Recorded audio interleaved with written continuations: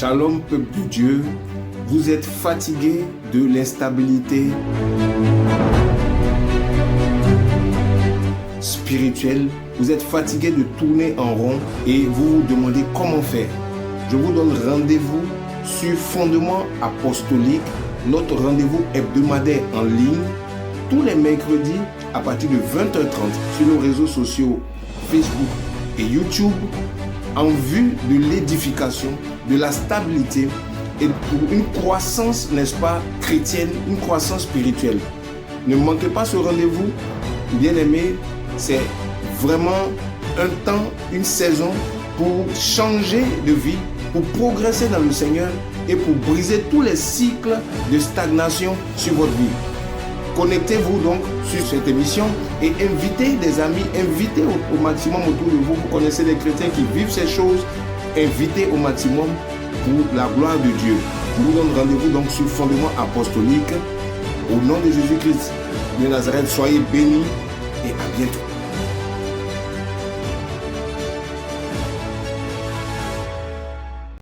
La Bible dit ce n'est pas à prix d'or, 1 Pierre 1,18, ni à prix d'argent que vous avez été rachetés. C'est-à-dire Dieu a estimé qu'on a mesuré le poids de ta vie, ça valait plus de 1000 milliards, ça valait plus de 1000 milliards.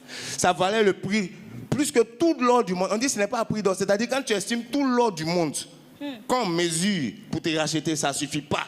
Tu prends l'argent de Bill Gates, ça ne suffit pas. Tu prends l'argent de Jeff Bezos, tous les milliardaires, les royaumes. Tu prends la caisse, la réserve de la BCRO, ça ne suffit pas pour te racheter.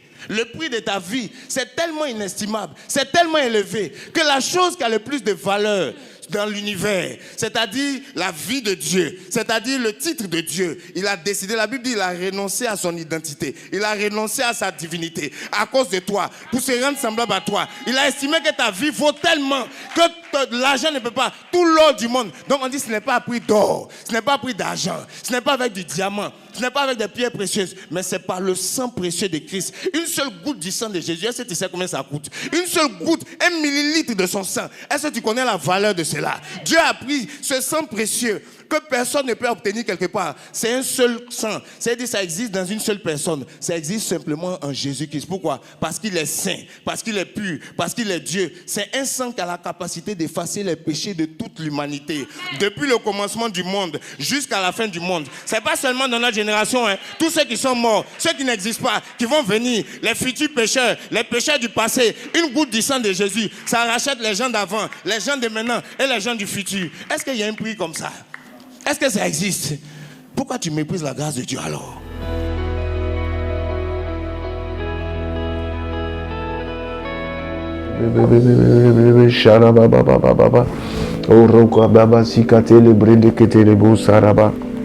Alléluia. Que le nom du Seigneur soit béni. Oh. À lui soit la gloire, l'élévation. À lui soit la louange, l'honneur. Seigneur, nous t'élevons encore ce soir. Seigneur, reçois l'adoration, Seigneur, qui t'est due. Reçois l'élévation qui t'est due. Reçois la gloire. Que ce moment soit sous ta gouvernance, que ce moment soit sous ton influence, Seigneur. Viens nous guider pendant le fondement apostolique ce soir. Imprègne, Seigneur, ta présence dans cette atmosphère ce soir. Seigneur, viens ravir nos cœurs encore. Viens nous attirer à toi. Viens nous attirer dans ton intimité. Que ta volonté soit faite. Je prends autorité contre toute œuvre des ténèbres. Je prends autorité contre toute distraction, contre toute œuvre du diable. Que ce soit encore la parole de Dieu vienne comme une épée pour séparer, pour diviser les choses précieuses des choses viles. Qu'elles viennent comme une lumière pour éclairer nos cœurs, nos âmes. Qu'elles viennent comme un marteau pour briser le roc, pour briser l'endurcissement. Que la parole de Dieu vienne comme une semence de vie en nous ce soir. Et que la lumière de l'évangile resplendisse sur tous ceux qui vont écouter cette émission, chrétiens comme non chrétiens. Et que Christ soit révélé dans notre génération. Au nom de Jésus-Christ. Amen. Amen. C'est ma prière d'introduction. Vous êtes les bienvenus à Fondement Apostolique, bien-aimés. bienvenue. Je vous reçois ici. Il est 20h30 GMT et 16h30 en heure locale de Washington. Voilà, et donc c'est à cette heure-là que nous commençons notre émission et vous êtes les bienvenus. Vous êtes les bienvenus. Je salue tous ceux qui nous suivent à travers l'Afrique, à travers le monde, à travers l'Europe. Voilà, en France, les Pays-Bas, la Côte d'Ivoire, même ici aux États-Unis. Que la grâce de Dieu soit avec vous, la paix de Dieu soit avec vous. Vous êtes les bienvenus. Alors, j'espère que vous passez une bonne semaine. J'espère que tout va bien pour vous. Tout fonctionne correctement pour vous. Accrochez-vous au Seigneur. Il est fidèle. Si tu m'écoutes que tu es chrétien, tu as choisi la bonne part dans cette génération. Si tu m'écoutes, bien aimé, que tu es juste quelqu'un qui passe simplement sur cette chaîne et tu découvres cette émission, rencontre Jésus, accepte-le comme Seigneur et Sauveur. Invite-le dans ta vie et essaie Jésus-Christ. Je ne te dirai pas seulement va à l'église pour prier, je te dirai expérimente Jésus-Christ toi-même. La vie d'un homme commence quand il rencontre Jésus. C'est là que son existence, c'est là que sa destinée prend forme. Avant ça, il peut être sur la terre, il peut vivre une vie qui n'est pas la vraie vie, parce que la vraie vie, il y en a une seule, c'est celle qui vient de Dieu, c'est la vie Zoé. Tu peux vivre comme un animal, c'est pas de cette vie-là que Jésus est venu nous, c'est pas cette vie que Jésus est venu nous donner. Tu peux vivre comme une créature, c'est pas cette vie-là que Jésus-Christ est venu nous donner. Cette vie inférieure, qui est la vie des créatures, c'est la vie que le singe a, le chat, la fourmi, le chien. C'est une forme de vie, mais ce n'est pas la vie que Dieu a destinée aux hommes. La vie que Dieu a destinée aux hommes, la Bible dit dans 1 Jean chapitre 1, que cette vie-là, elle vient, elle est dans la parole. Au commencement était la parole était avec Dieu, elle était Dieu. La Bible dit, Dieu a fait toutes choses par elle. Rien de ce qui existe n'a été fait sans elle. La Bible dit, en elle était la vie et cette vie était la lumière des hommes. Il y a une seule vie que Dieu nous a destinée. Ce n'est pas la vie des animaux, ce n'est pas la vie du chien, mais c'est la vie de la parole, la vie de lumière. La Bible, cette vie, en elle était la vie et cette vie était la lumière des hommes. C'est pour ça que nous avons parlé de l'évangile, de la lumière de la gloire de l'évangile. Nous avons parlé de ces choses et c'est une vie qui n'est pas une vie commune aux créatures, c'est une vie supérieure, c'est la vie Zoé. On en a parlé. Je t'invite à expérimenter cette vie-là. Il y a plusieurs niveaux de la vie, mon frère, ma soeur, cher auditeur, cher internaute. Quelle vie vis-tu? La vie éternelle n'est pas la vie des chiens, n'est pas la vie des animaux, c'est la vie céleste, c'est la vie qui vient de la parole de Dieu. Alléluia. Donc, je t'invite à cela, accepte Jésus-Christ. Si tu ne l'as pas encore accepté, expérimente-le, invite-le dans ta vie. Invite-le. Il a dit, invoque-moi au jour de la détresse, je te répondrai. Tu traverses des difficultés, tu fais des dépressions, invite Jésus dans ta vie. Tu as essayé les médecins, ça ne marche pas, invoque-le chez toi. Tu es allé dans une église, ce n'est pas un homme qui donne la vie éternelle, c'est Jésus-Christ. Ce n'est pas un pasteur qui donne la vie éternelle, c'est Jésus-Christ. Ce n'est pas une église qui donne la vie éternelle, c'est Jésus-Christ. Tu peux aller dans une église et manquer la vie éternelle. Tu peux connaître un homme de Dieu et manquer la vie éternelle. C'est Jésus-Christ qui vient habiter dans ta vie. C'est Jésus-Christ qui vient entrer dans ton cœur. C'est lui qui rentre dans ton espace, c'est lui qui donne la vie. La vie est en lui. La Bible dit que Dieu nous a donné la vie éternelle et cette vie est cachée dans son Fils. Celui qui a le Fils a la vie, mais celui qui n'a pas le Fils n'a pas la vie. Et la colère de Dieu demeure sur lui. Accepte Jésus-Christ. Expérimente-le toi-même. Invite-le dans ta vie. Invoque-le au jour de la détresse. Jérémie 33, verset 3. Invoque-moi au jour de la détresse, je te répondrai. Alléluia. Donc je veux vraiment encourager quelqu'un.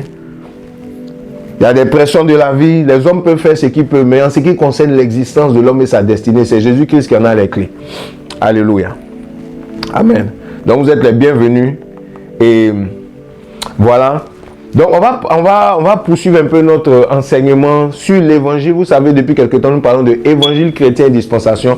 Aujourd'hui, je vais parler encore de la démonstration d'esprit de puissance. Alléluia. La démonstration d'esprit de puissance. Voilà. Mais avant, comme vous savez, j'ai quelques informations à nous partager. Et je vais les partager. Mais comme vous savez, le lien de la chaîne est là. Le lien de la vidéo est là. Prenez le lien. La première chose que vous faites, vous le partagez. Vous partagez le lien et vous likez la vidéo, s'il vous plaît. Avant d'aller plus loin, prenez quelques minutes, 1 minute pour le faire, quelques temps pour le faire. Vous likez la vidéo pour nous soutenir. Si vous croyez que ce que nous faisons est vraiment édifiant, c'est vraiment un bon contenu, vous pouvez liker la vidéo, s'il vous plaît. Voilà, likez la vidéo et puis partagez-la autour de vous, s'il vous plaît. C'est votre manière de nous soutenir. Donc, likez la vidéo, partagez la vidéo.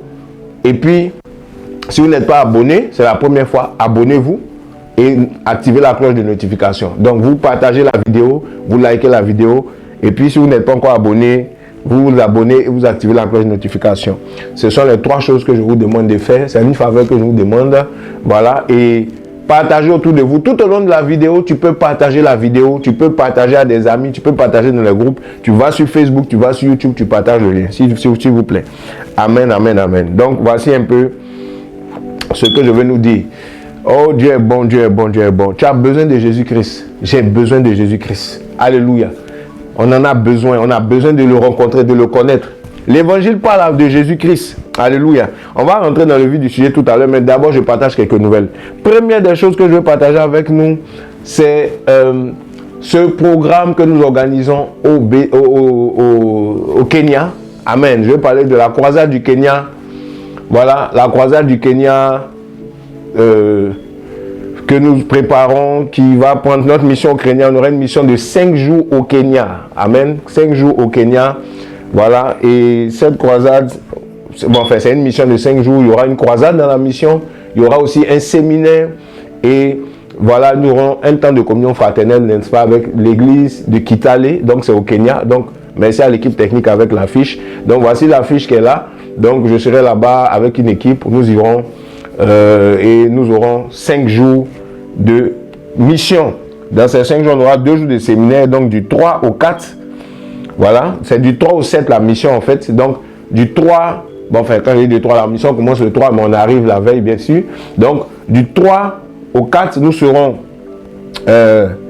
à Kitale pour un séminaire, n'est-ce pas, un séminaire chrétien. Voilà. Donc, comme vous voyez sur l'affiche, il y aura le séminaire. Et ça, c'est du 3 au 4, matin et soir. Nous aurons le séminaire du 3 au 4. Donc, nous allons parler de l'importance des églises locales dans la croissance des chrétiens. L'importance des églises locales dans la croissance des chrétiens. Donc, ça sera parler de l'église. Ça sera très important. Voilà, on parlera de là-bas, de la croissance spirituelle des chrétiens. Ça, c'est le premier, c'est le séminaire qui va durer 2 jours, avec 4 séances, matin, soir, matin, soir. Et puis, les 2 jours qui vont suivre, c'est-à-dire du 5 au 6, nous aurons la croisade qui aura lieu de 14h à 18h. Voilà. Donc, une croisade en plein air et tout ça, une croisade d'évangélisation dans la ville de Kitale. Et ça va vraiment bien se passer au nom de Jésus-Christ. Et puis, nous aurons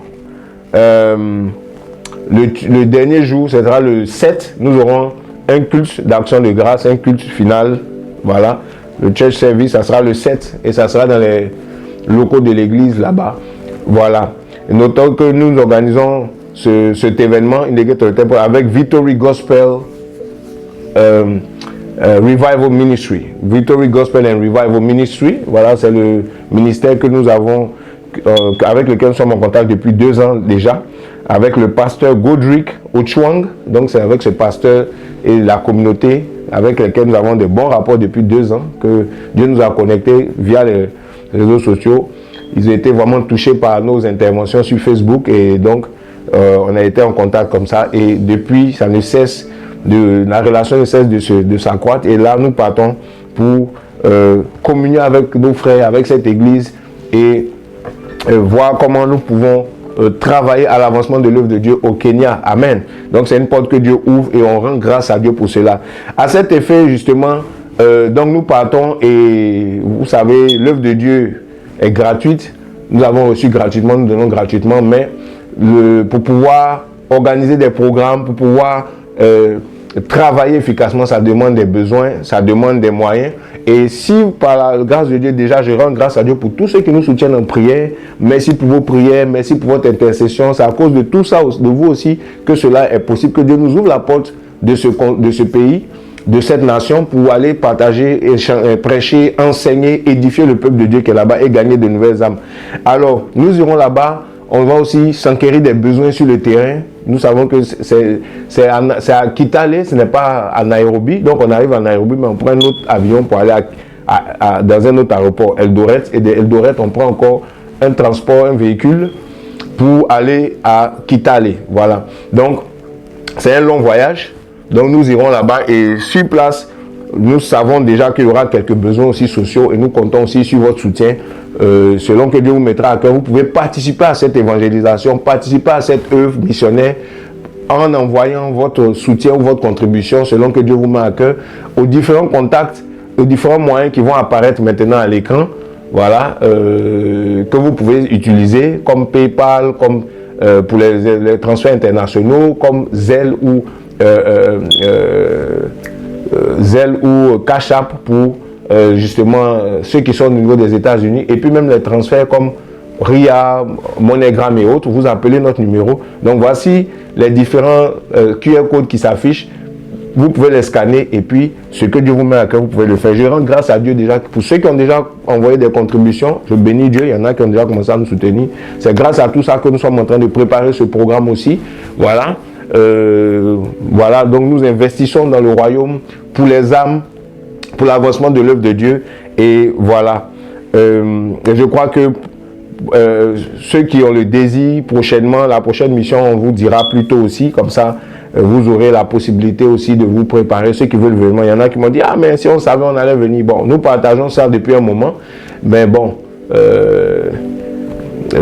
prochainement, je pense que tout le monde pourra venir. C'est important d'aller sur le champ missionnaire aussi, c'est important de s'enquérir des réalités sur le terrain. Alléluia. Donc, nous allons vous tenir informés s'il y a possibilité de transcrire ça. On ne sait pas comment ça va se passer, on verra les commodités techniques là-bas. Si c'est possible, vous pourrez suivre ça avec nous, mais si ce n'est pas possible, on fera l'enregistrement et vous aurez la vidéo après. Amen. Donc que le Seigneur soit béni, que Dieu bénisse le Kenya. On arrive au Kenya au nom de Jésus. Kenya, on arrive.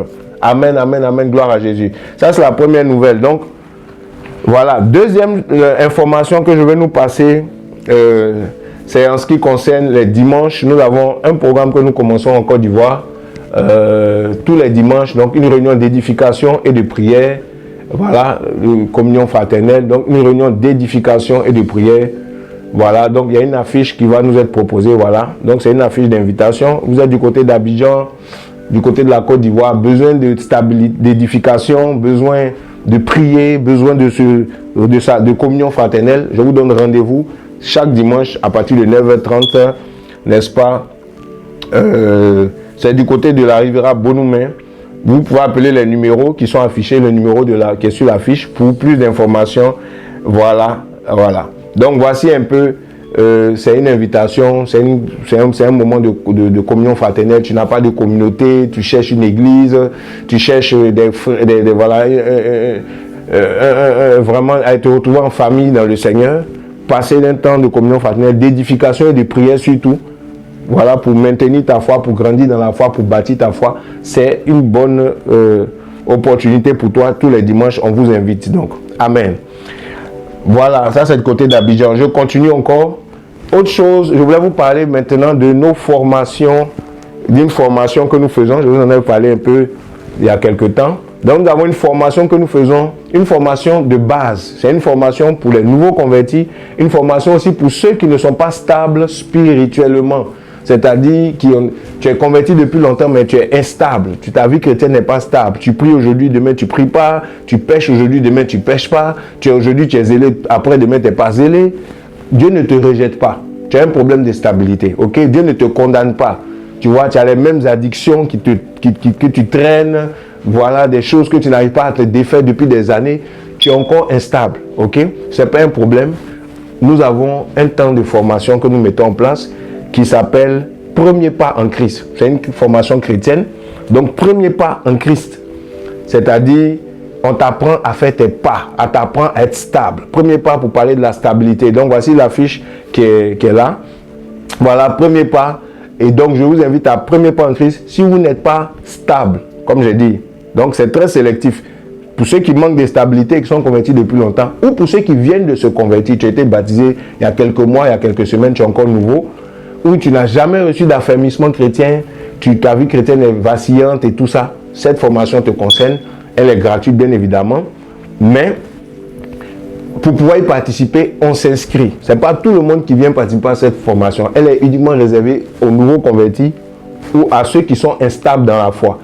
Voilà, et donc vous vous inscrivez, vous appelez les numéros qui sont là, vous prenez attache avec notre équipe de formation, ils vont vous faire un entretien et ils vont voir si vous, effectivement, vous êtes disposé, qualifié, parce qu'on s'enregistre, on doit voir si vous avez les critères. Si vous n'êtes pas converti, c'est même pas la peine d'y aller parce que c'est pas pour les non convertis. Donc c'est pour ceux qui sont chrétiens mais qui sont en train d'apprendre les premiers pas, donc comme le nom l'indique, premiers pas. Donc j'insiste là-dessus parce que souvent on se dit bon, c'est une prière, je vais aller prier en ligne. C'est pas une prière en ligne pour aller prier en ligne, non. C'est réservé à ceux qui sont convertis, je précise, qui sont nés de nouveau, qui sont baptisés, ok, et qui veulent marcher avec le Seigneur pour avancer. Ils sont nouveaux, ils ont besoin de stabilité. Donc à quoi s'attendre dans cette formation? Bien sûr, comme vous voyez, on parle de quoi? D'affermissement, on parle de stabilité, on parle de croissance. Vous voyez, voilà, et c'est un peu ça. Donc, à quoi s'attendre? Mais c'est ça, c'est la croissance, n'est-ce pas, la stabilité, l'édification. Donc, on cherche à bâtir notre foi. Et donc, c'est tous les samedis de 14h à 16h GMT. Voilà, 14h, 16h GMT. Peu importe l'endroit où vous trouvez sur la terre, c'est sur Zoom. Donc, quand vous appelez que vous êtes admis, c'est là qu'on vous partage le lien Zoom. Et le lien Zoom, il n'est pas à partager à tout le monde. Ok, c'est ton lien Zoom, on t'a admis. Quelqu'un qui n'est pas admis, qui retrouve avec le lien, qui vient partager, cette personne ne sera pas admise dans le cours parce que c'est uniquement pour ceux-là qui remplissent les critères que je viens de vous dire. Ok, voilà. Donc voici un peu, ça c'est le deuxième niveau, la formation tous les samedis, et c'est une formation qui dure 1 an. Là, on a commencé cette formation il y a un peu plus d'1 an et on est sur le point d'ouvrir une autre classe. Donc, c'est la première promotion, si vous voulez, de cette classe passera dans une classe supérieure et on ouvre une classe très bientôt. D'ici avril, on ouvre une autre classe, par la grâce de Dieu. Donc, ce n'est pas un problème. Vous pouvez vous prendre la tâche et on vous programmera pour la prochaine classe. Que Dieu soit béni. Donc, ça, c'est la troisième chose que je vais partager avec nous. Et la dernière chose, voilà, que je vais partager avec nous, c'est ceci, c'est Christ est-il divisé, le livre que Dieu m'a mis à cœur d'écrire. Voilà, un livre d'édification, un livre de correction, un livre d'encouragement par rapport à la vision de Christ. Et vous pouvez acquérir ce livre, comme vous le savez, c'est un livre qui vient pour guérir les cœurs. Je ne vais pas vous faire la genèse, de nous rapprocher encore du Seigneur, de restaurer les relations chrétiennes, de ramener l'unité au sein de l'église qui est divisée, qui est attaquée. Il y a tellement de divergences dans l'église aujourd'hui, dans les ministères. Vous savez, nous tous on voit ça dans nos ministères, dans nos églises. On voit qu'il y a un problème. Satan attaque l'unité de l'église par plusieurs choses. Et les diversités, divergences d'opinion, divergences d'opérations, divergences de sensibilité, qui sont souvent prises à un niveau extrême, et ça fait que les chrétiens ne peuvent pas marcher ensemble, alors que Dieu nous dit, au point où nous sommes arrivés, quel que soit ce qu'on ne comprend pas, marchons des mêmes pas. C'est ce que la Bible nous dit dans le livre de Philippiens. Donc, Christ a-t-il divisé un remède pour ceux-là qui ont du mal à se comprendre avec les autres. C'est écrit, il y a tous les éléments dedans. Je conseille ce livre. C'est un livre aussi social qui aide même les gens dans le savoir-vivre avec les autres. Alléluia. Donc, que Dieu soit béni. Gratuitement disponible sur notre site internet, comme vous voyez sur l'affiche maintenant qui va apparaître. Vous scannez le QR code, vous avez le livre gratuitement sur notre site. Et puis, vous pouvez aussi obtenir ce livre. Donc, c'est la version électronique gratuite sur notre site internet. Vous scannez le QR code où c'est écrit téléchargement gratuit. Vous allez là-bas, vous allez avoir votre copie électronique. Et je voulais dire à tous ceux qui ont déjà lu ce livre ou qui sont sur le point de finir le livre, laissez-nous vos commentaires s'il vous plaît. Laissez les commentaires sur ma page YouTube et plutôt ma page Facebook ou sur le Facebook du ministère ou même sur YouTube. Laissez-nous les commentaires. Comment vous avez lu ce livre? Qu'est-ce que vous avez reçu en lisant ce livre? Vous avez compris en lisant ce livre? Comment ce livre vous impacte-t-il? C'est important pour nous, en tout cas, de le savoir. Donc on veut être aussi édifié par ce retour-là. Donc voici un peu. L'autre possibilité pour le livre, c'est Amazon. Partout où vous êtes sur la terre, la version papier est disponible. Vous allez sur Amazon. Bien sûr là, c'est pas gratuit. C'est payant parce qu'il y a la livraison, il y a l'impression et tout. Donc vous achetez votre copie et elle vous sera livrée à la maison dans le monde entier au travers d'Amazon. Amen. C'est un beau livre. Voilà un très bon format. On peut le mettre dans un sac et tout. Bref. Et le dernier moyen, c'est en Côte d'Ivoire. Il y a un système de distribution à Abidjan. Donc l'équipe technique va nous mettre la fiche rapidement. Et vous pouvez donc vous procurer cette version à Abidjan. Vous appelez notre numéro, vous réservez votre copie papier par voilà, en effectuant votre achat au travers de Wave ou Orange Money, voilà, et vous pouvez avoir votre copie. Donc l'équipe technique peut nous aider avec cette affiche là rapidement d'Abidjan. Voilà, voilà l'affiche d'Abidjan qui parle de comment on peut obtenir le livre. Voilà. Donc que Dieu soit béni.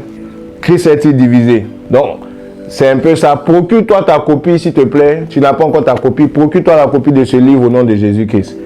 Donc bon, l'équipe technique a du mal à trouver la fiche d'Abidjan. Bon, on avance.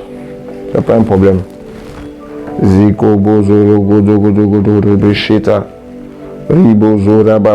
c'est les quelques informations que je nous partage, c'est quelques informations que je nous présente.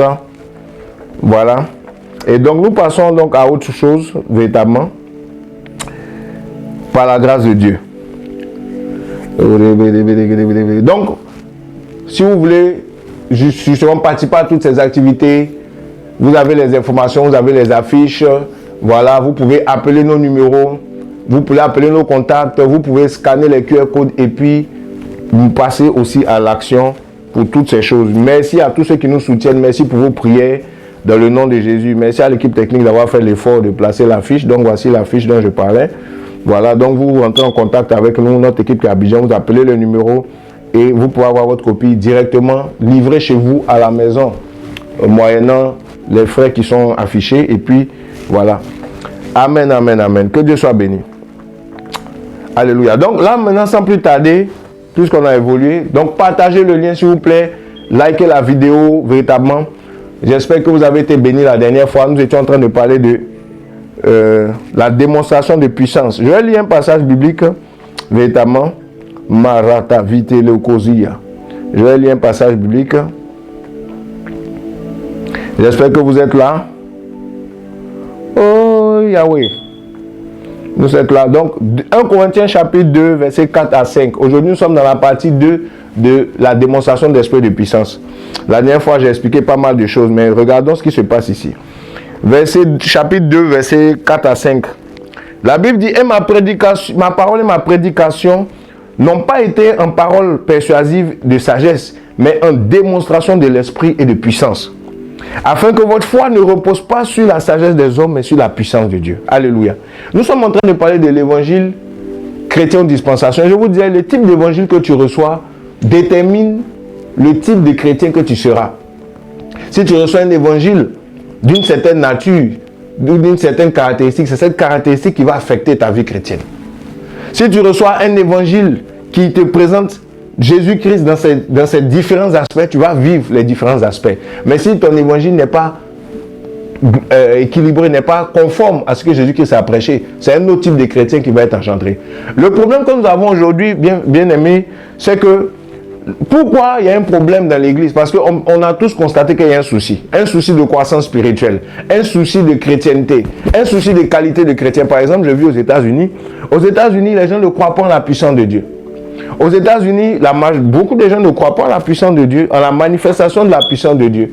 Ils croient en la puissance de Dieu d'une autre manière, mais ils ne croient pas en la manifestation. Ils ne croient pas à certaines choses qui sont dans la parole de Dieu. Et vous savez, en fonction de ce qu'on t'a enseigné, c'est comme ça que ta foi sera. Vous voyez? L'apôtre Paul disait ici, il dit: ma parole et ma prédication ne reposaient pas sur les discours persuasifs de la sagesse, mais à une démonstration d'esprit de puissance. Pourquoi? Il explique. Il dit: afin que votre foi ne soit pas bâtie, ne soit pas fondée Vous voyez? Sur la sagesse des hommes, mais sur la puissance de Dieu. Donc il y a deux choses qui apparaissent. C'est qu'on peut avoir un évangile qui s'appuie sur la sagesse des hommes et on peut avoir un évangile qui s'appuie sur la puissance de Dieu. Et la dernière fois, j'ai parlé de plusieurs types de puissance. Je ne vais pas forcément revenir dessus. Mais je veux aujourd'hui nous dire que ce n'est pas la sagesse des hommes qui nous intéresse dans l'évangile. Parce qu'on peut mélanger l'évangile avec la sagesse des hommes. Et la foi que nous aurons ne sera pas une foi véritable, bâtie, solide, parce qu'elle ne va pas s'appuyer sur ce qui fait l'essence de l'évangile. Ce qui fait l'essence de l'évangile, c'est la puissance qui accompagne l'évangile. La puissance qui se dégage de l'évangile. Et l'apôtre Paul disait, il dit, ma prédication n'était pas sur la sagesse, c'était une démonstration de puissance et d'esprit. Pour que votre foi ne s'appuie pas sur mes discours. Parce que le royaume de Dieu ne consiste pas seulement en parole. Vous voyez? Le royaume de Dieu ne consiste pas seulement en parole, mais le royaume de Dieu consiste aussi en puissance. Donc, le facteur puissance est important. Le facteur puissant, la puissance de Dieu, c'est ce qui crédibilise l'évangile. Vous savez, si la puissance de Dieu n'est pas manifestée, notre évangile ne peut pas être crédible. Notre évangile sera discuté parce que quand il n'y a pas de puissance, c'est le discours. On discute beaucoup. Vous savez, il y a un passage dans la Bible qui dit ceci. La Bible dit que Philippe est allé en Samarie. Je vous donne un exemple. C'est dans Actes chapitre 8. Quand il est allé en Samarie, il lui annonça le Christ. Quand il a annoncé le Christ, les gens ont vu des choses se passer.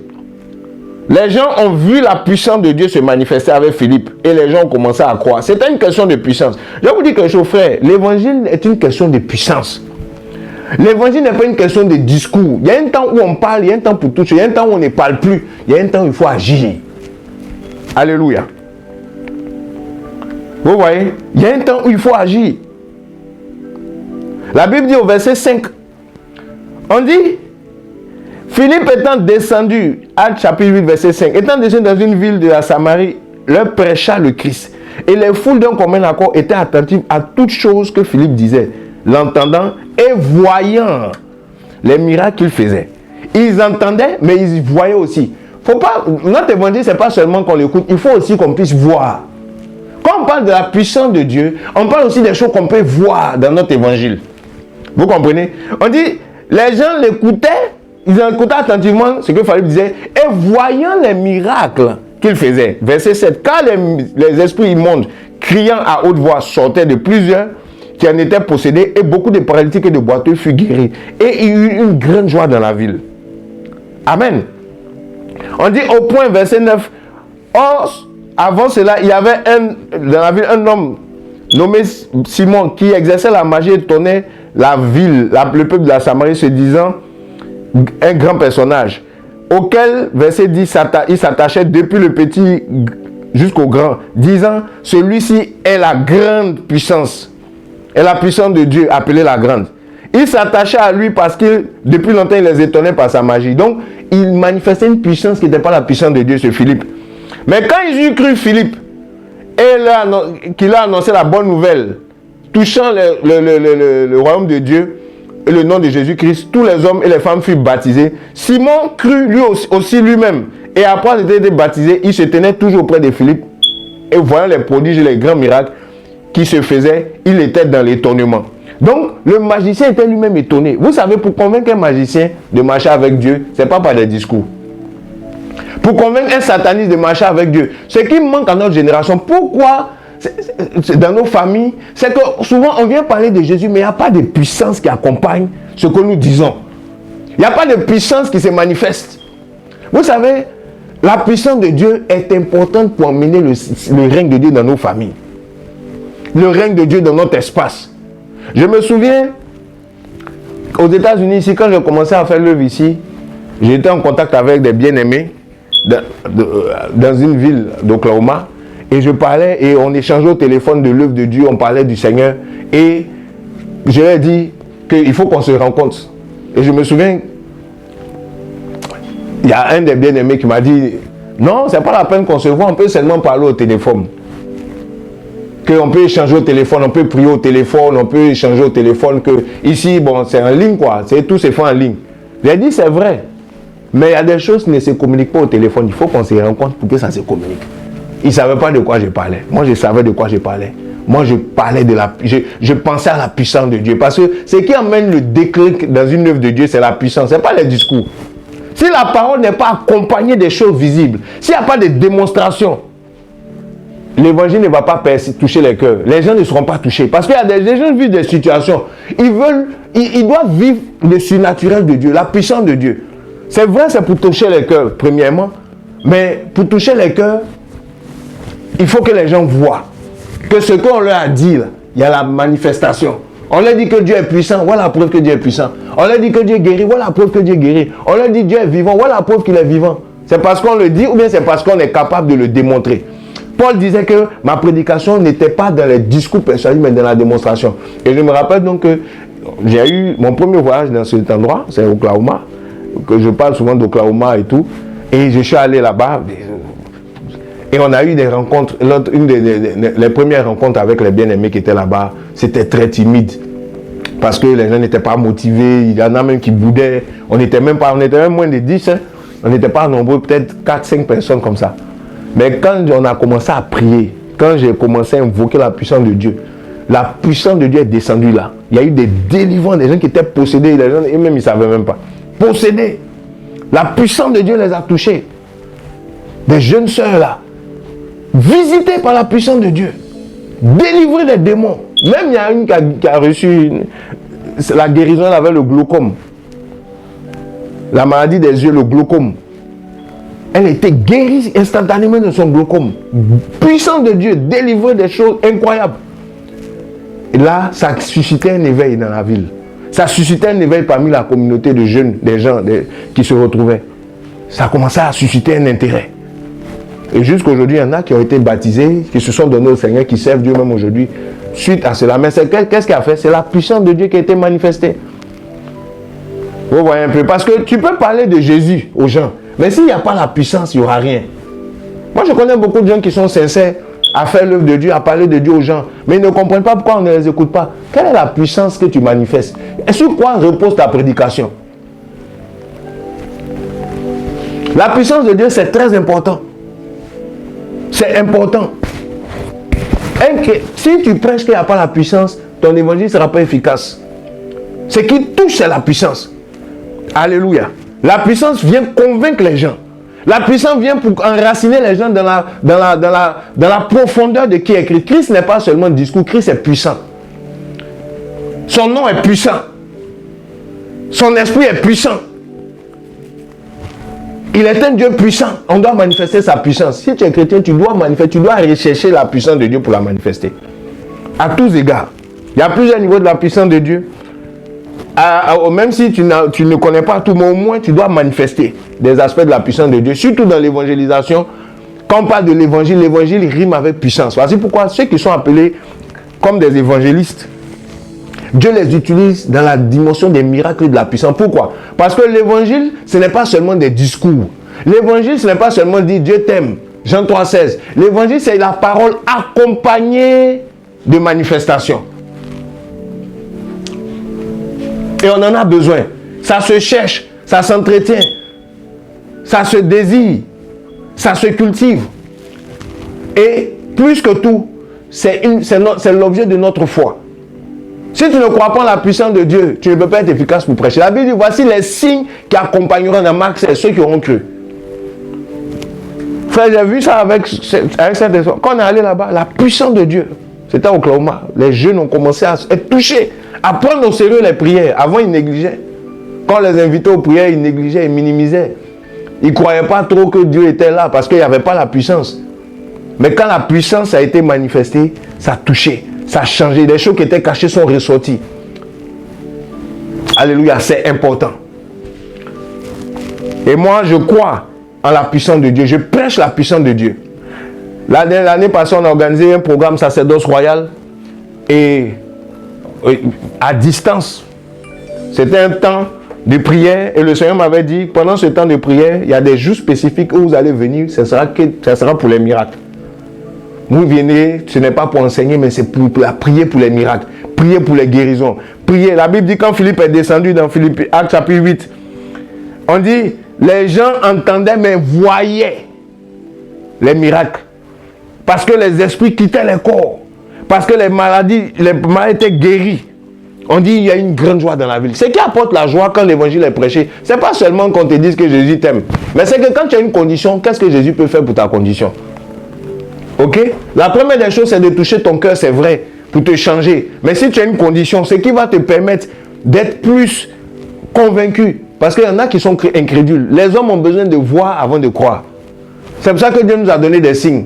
Chaque fois que Dieu suscite un messager, chaque fois que Dieu suscite une dispensation, Dieu donne des signes. Quand Dieu a appelé Abraham, il lui a donné un signe de l'alliance, la circoncision. Il lui a donné des signes. Faire un autel.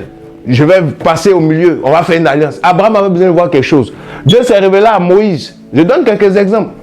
À Moïse, dans Actes chapitre 3, il lui dit, va libérer mon peuple. Exode chapitre 3, va libérer mon peuple. Et tout ça, Moïse dit, mais comment les gens vont croire? À quel signe reconnaîtra? Quels sont les signes? Ils ne vont pas m'écouter. Dieu lui a donné un premier signe. Transforme le bâton en serpent, jette le bâton. Dieu lui a donné le signe de l'eau. Jette l'eau, que ça devienne du sang. Dieu lui a donné un autre signe. Mets ta main dans ton sein. Et quand il a ressorti avec la lèpre, Dieu lui a donné des signes. Pourquoi? Parce que les hommes ont besoin de signes pour croire. Parce que les hommes sont incrédules depuis qu'ils ont chuté. L'homme est devenu un philosophe. Donc la puissance de Dieu vient pour convaincre les plus incrédules. Parce que quand la puissance est révélée, on n'a plus besoin de paroles. On n'a plus besoin de discours. On est convaincu. La puissance nous donne une certaine conviction parce que elle nous touche directement au plus profond de nous, parce que là, nous avons la démonstration de la parole. Une parole qui est accompagnée de démonstrations est plus convaincante qu'une parole qui n'a pas de démonstration. Voici pourquoi je vais vous dire quelque chose. Quand les sorciers, pourquoi aujourd'hui les gens vont chez les féticheurs et tout, c'est parce qu'ils ont de la démonstration. Le féticheur te dit bon, ou bien le sorcier te dit bon, je peux envoûter, faire tel chose pour avoir tel résultat. Et il le fait. Pourquoi les gens vont consulter les marabouts? Parce qu'il y a des résultats. Pourquoi Pharaon était si fidèle à ses magiciens? Parce qu'ils avaient des résultats.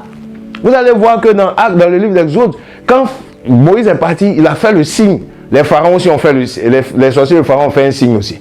C'est le combat de la puissance. Ce n'est pas parce que la parole de Moïse était convaincante que Pharaon a laissé le peuple partir. C'est parce que la parole de Moïse était accompagnée de la puissance de Dieu. C'est pour ça que Pharaon a laissé partir le peuple. Parce que chaque fois que Moïse donnait la parole, il y avait un signe, il y avait un miracle, il y avait un prodige, il y avait une puissance surnaturelle qui venait pour confirmer que cette parole-là, ça ne vient pas d'un homme, ça vient d'un esprit. Donc, face à ça, à un moment donné, l'orgueil de Pharaon était brisé. Tu veux que tes parents soient convertis, tu veux que l'évangile progresse dans ta génération. Quelles sont les preuves de l'évangile que tu présentes aux gens? Tu vas faire une réunion de prière. Les gens viennent, ils repartent comme ils sont venus. Ils ne changent pas. Ils ne sont pas visités. Il n'y a pas de manifestation. Il n'y a pas la puissance de Dieu. Il n'y a pas de délivrance. Il n'y a pas de transformation. Parce que la puissance de Dieu peut toucher ton cœur. Si ça ne touche pas ton cœur, ça va toucher ton... J'ai dit, la puissance de Dieu peut toucher ton cœur. Parce que c'est là que tout se passe. Ça peut toucher ton corps. Parce que c'est là que ta forteresse se trouve. Une maladie peut être une forteresse pour toi. Tu veux croire, mais la condition de ton corps t'empêche de croire. La condition de ton corps te suggère que Dieu n'existe pas. Une circonstance de ta vie se lève comme une montagne devant toi pour combattre ta foi. Quel est le signe qui va venir pour terrasser cette montagne? Quelle est la manifestation de la puissance de Dieu qui va accompagner la parole? Amen. Donc, bien aimé, la puissance de Dieu est nécessaire. Chrétien, je suis venu vous prêcher l'évangile de la puissance. Je suis venu parler de la parole de la puissance. Pas une parole vaine. Quand tu parles de ce Jésus, il faut t'attendre à lui. Il faut croire qu'il est puissant. Il faut croire qu'il agit. Et quand j'ai fait cette expérience, ça a donné lieu à un réveil dans cette ville.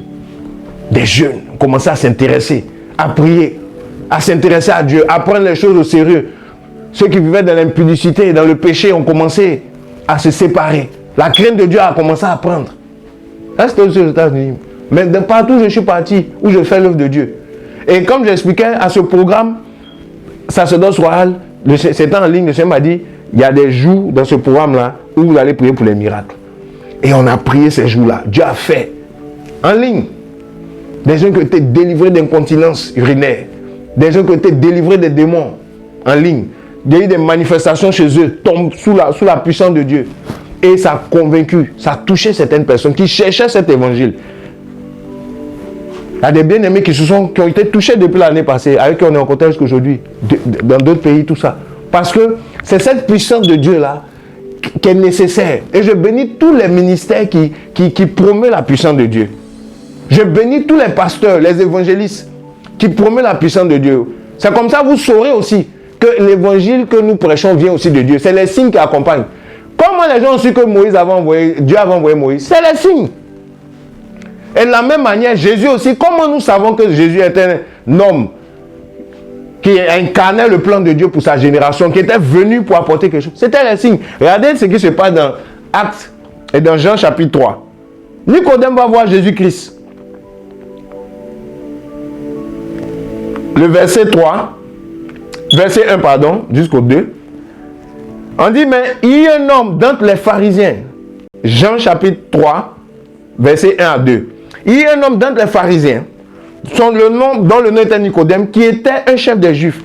Celui-ci vint et lui dit de nuit, Rabbi, nous savons que tu es un docteur. Nous savons que tu es un docteur venu de Dieu, car personne ne peut faire les miracles que toi tu fais si Dieu n'est avec lui.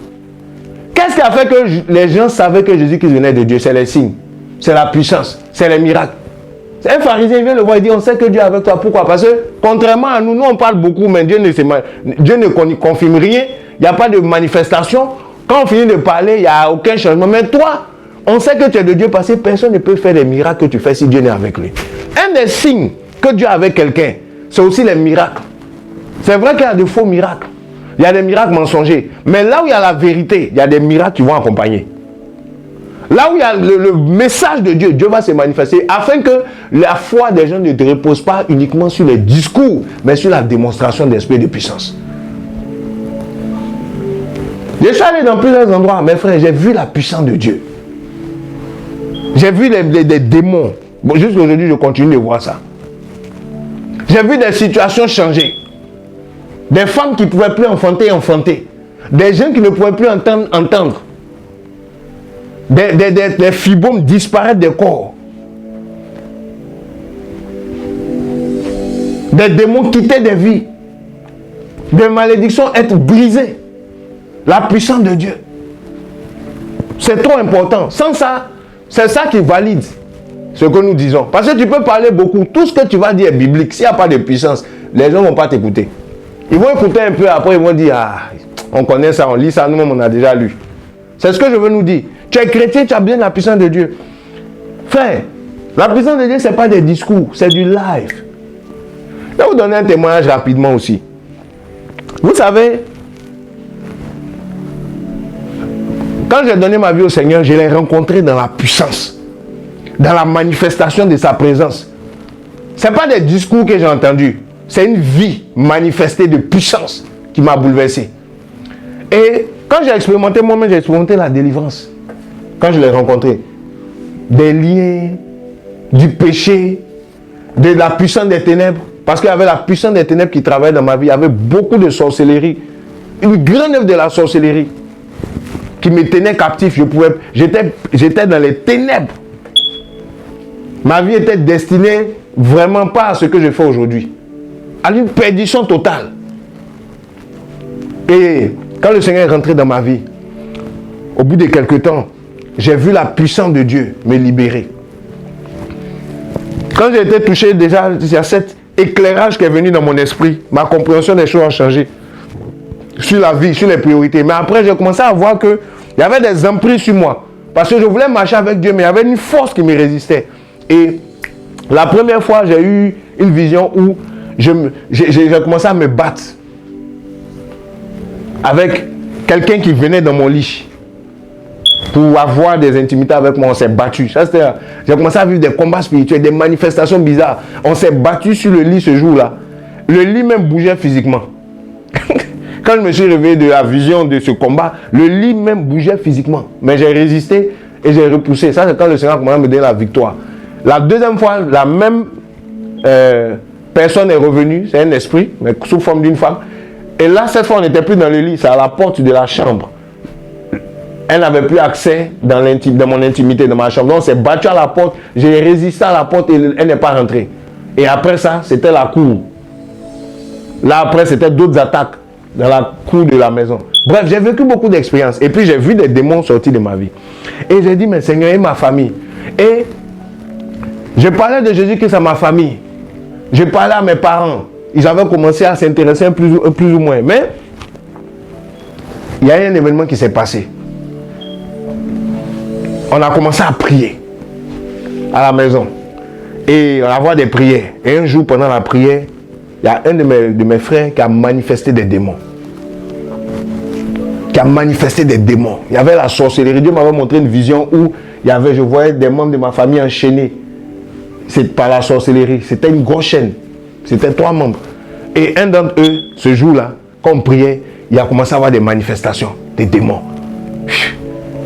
C'est là que Dieu avait commencé à m'utiliser pour faire des délivrances et tout. La manifestation, tout ça, c'était choquant.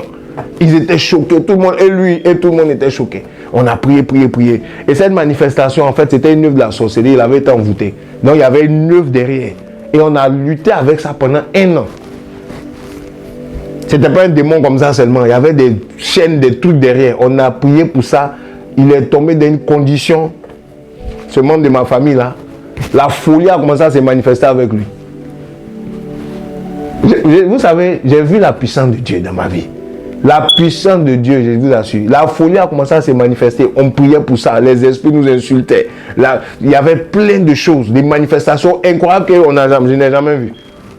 On comprenait. Mais Seigneur, on a ton nom. On dit au nom de Jésus. Pourquoi qu'est-ce qui ne va pas? C'est là que j'ai compris que avoir le nom de Jésus, ce n'est pas suffisant. Quelle est la foi que tu mets dans le nom de Jésus? Quel est ton niveau spirituel? Parce que plusieurs utilisent le nom de Jésus comme les fils de Séva. Mais ils sont battus, ils sont maltraités. Et ils n'arrivent pas à faire la délivrance des gens. Parce que le nom de Jésus n'est pas une formule magique. Le nom de Jésus est une garantie qui est accompagnée d'une vie et d'une onction. Si tu mènes une mauvaise vie, tu ne vis pas la vie de Jésus. Même si tu utilises son nom, il n'y aura pas grand-chose. Dans le combat spirituel, ce n'est pas seulement le nom. C'est la vie qui accompagne le nom. C'est la puissance qui accompagne le nom que tu dois avoir aussi. Pour que ce nom-là puisse avoir de l'effet dans ta bouche. Alléluia. Et donc, on a lutté comme ça. Et puis, après cette manifestation, finalement, le monde de la famille, il a eu la délivrance. Au bout d'1 an et demi, il a eu la délivrance. Les œuvres de la sorcellerie ont commencé à être manifestées dans la famille. Alléluia. Je vous assure. Dans la famille, il y avait un membre de la famille qui pratiquait la sorcellerie, on ne savait pas. C'est cette prière-là qui a déclenché une série d'événements qui ont exposé ce membre de la famille. C'est comme ça. Quand Jésus-Christ rentre quelque part, vous avez vu la puissance des ténèbres. Quand Philippe arriva en Samarie, celui qui pratiquait la magie, lui-même il a été terrassé, lui-même sa magie a été fermée et dans le combat qui a été engagé, lui-même il a commencé maintenant à se rapprocher de Philippe pour savoir qu'est-ce qui se passe. C'est ce qui se passe dans nos familles. S'il n'y a pas la puissance de Dieu, ceux qui pratiquent la magie vont continuer la magie. Ils vont pratiquer la sorcellerie. Et on ne pourra pas les arrêter. Mais quand la puissance de Dieu se manifeste, quand l'évangile vient avec puissance, la puissance des ténèbres commence à diminuer. La puissance des sorciers commence à tomber. La puissance des fétiches commence à être renversée. Et au fur et à mesure, on voit que la lumière, la Bible dit le pays qui marchait dans les ténèbres a vu une grande lumière s'élever. C'est la puissance de Dieu qui fait ça. Quand Philippe est arrivé, la Bible dit il y a une grande joie dans la ville. Les choses qui étaient cachées ont commencé à apparaître. Je vous donne quelques témoignages. Donc dans ma famille, j'ai vu ça. Je n'ai pas dit de non, bien quoi. Mes frères sont là, ils sont vivants, les parents sont là. On a vu la puissance de Dieu. Ça a amené un réveil dans la famille.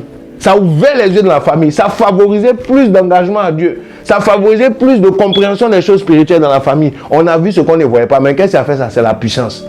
Ce n'était pas des choses que si on expliquait, quelqu'un allait croire. Mais il fallait voir. Et tout le monde a vu. Vous savez, s'il n'y a pas la puissance de Dieu, c'est comme ça que nos parents ne se convertissent pas.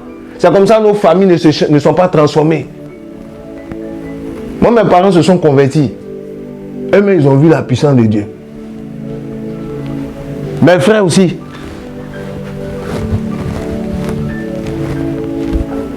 Alléluia. Oui, la puissance de Dieu, c'est utile. Frère, si tu prêches qu'il n'y a pas de puissance, ma soeur, tu dis Jésus t'aime, c'est vrai, Dieu va les toucher au fur et à mesure. Mais qu'est-ce qui est surnaturel qui accompagne tes paroles? C'est ça. Je me rappelle un de mes collègues, quand j'étais arrivé aux États-Unis, je travaillais dans une école. Un de mes collègues. Un catholique fervent, tout. Il discutait beaucoup quand je passais, moi je prêchais souvent à la pause. Je saisissais l'occasion pour parler de Jésus, tout ça, machin. On me trouvait très dur. Et lui aussi discutait. Un jour, il est passé par une situation qui le dépassait, une situation sociale avec son enfant, sa famille. Et il ne savait pas quoi faire. Et je l'ai pris, j'ai prié pour lui. J'ai dit, voilà ce qui va se passer. Il était prêt à faire des choses bizarres. J'ai dit, non, mon Dieu va agir. Et je lui ai parlé de ce Jésus. Et j'ai prié pour lui. Et contre toute attente, Dieu a touché. Dieu a opéré un miracle dans sa situation. Les choses qu'il ne croyait pas, c'est ces choses que je lui avais annoncées. Dieu a versé la tendance de la situation. Et Dieu lui a fait grâce. Il a obtenu justice. Parce que c'était une affaire qui devait aller au tribunal. Quand il a vu ça, vous savez ce qui s'est passé? Je l'ai baptisé dans ma maison. Quand il a vu cette puissance de Dieu, ça a incliné son cœur. Tous ces raisonnements des catholiques, de non, c'est Marie, toi tu ne peux pas Marie. C'est-à-dire que la puissance de Dieu qui s'est manifestée a mis tout ça de côté. Parce que quand la puissance se manifeste, on ne discute plus. Amen.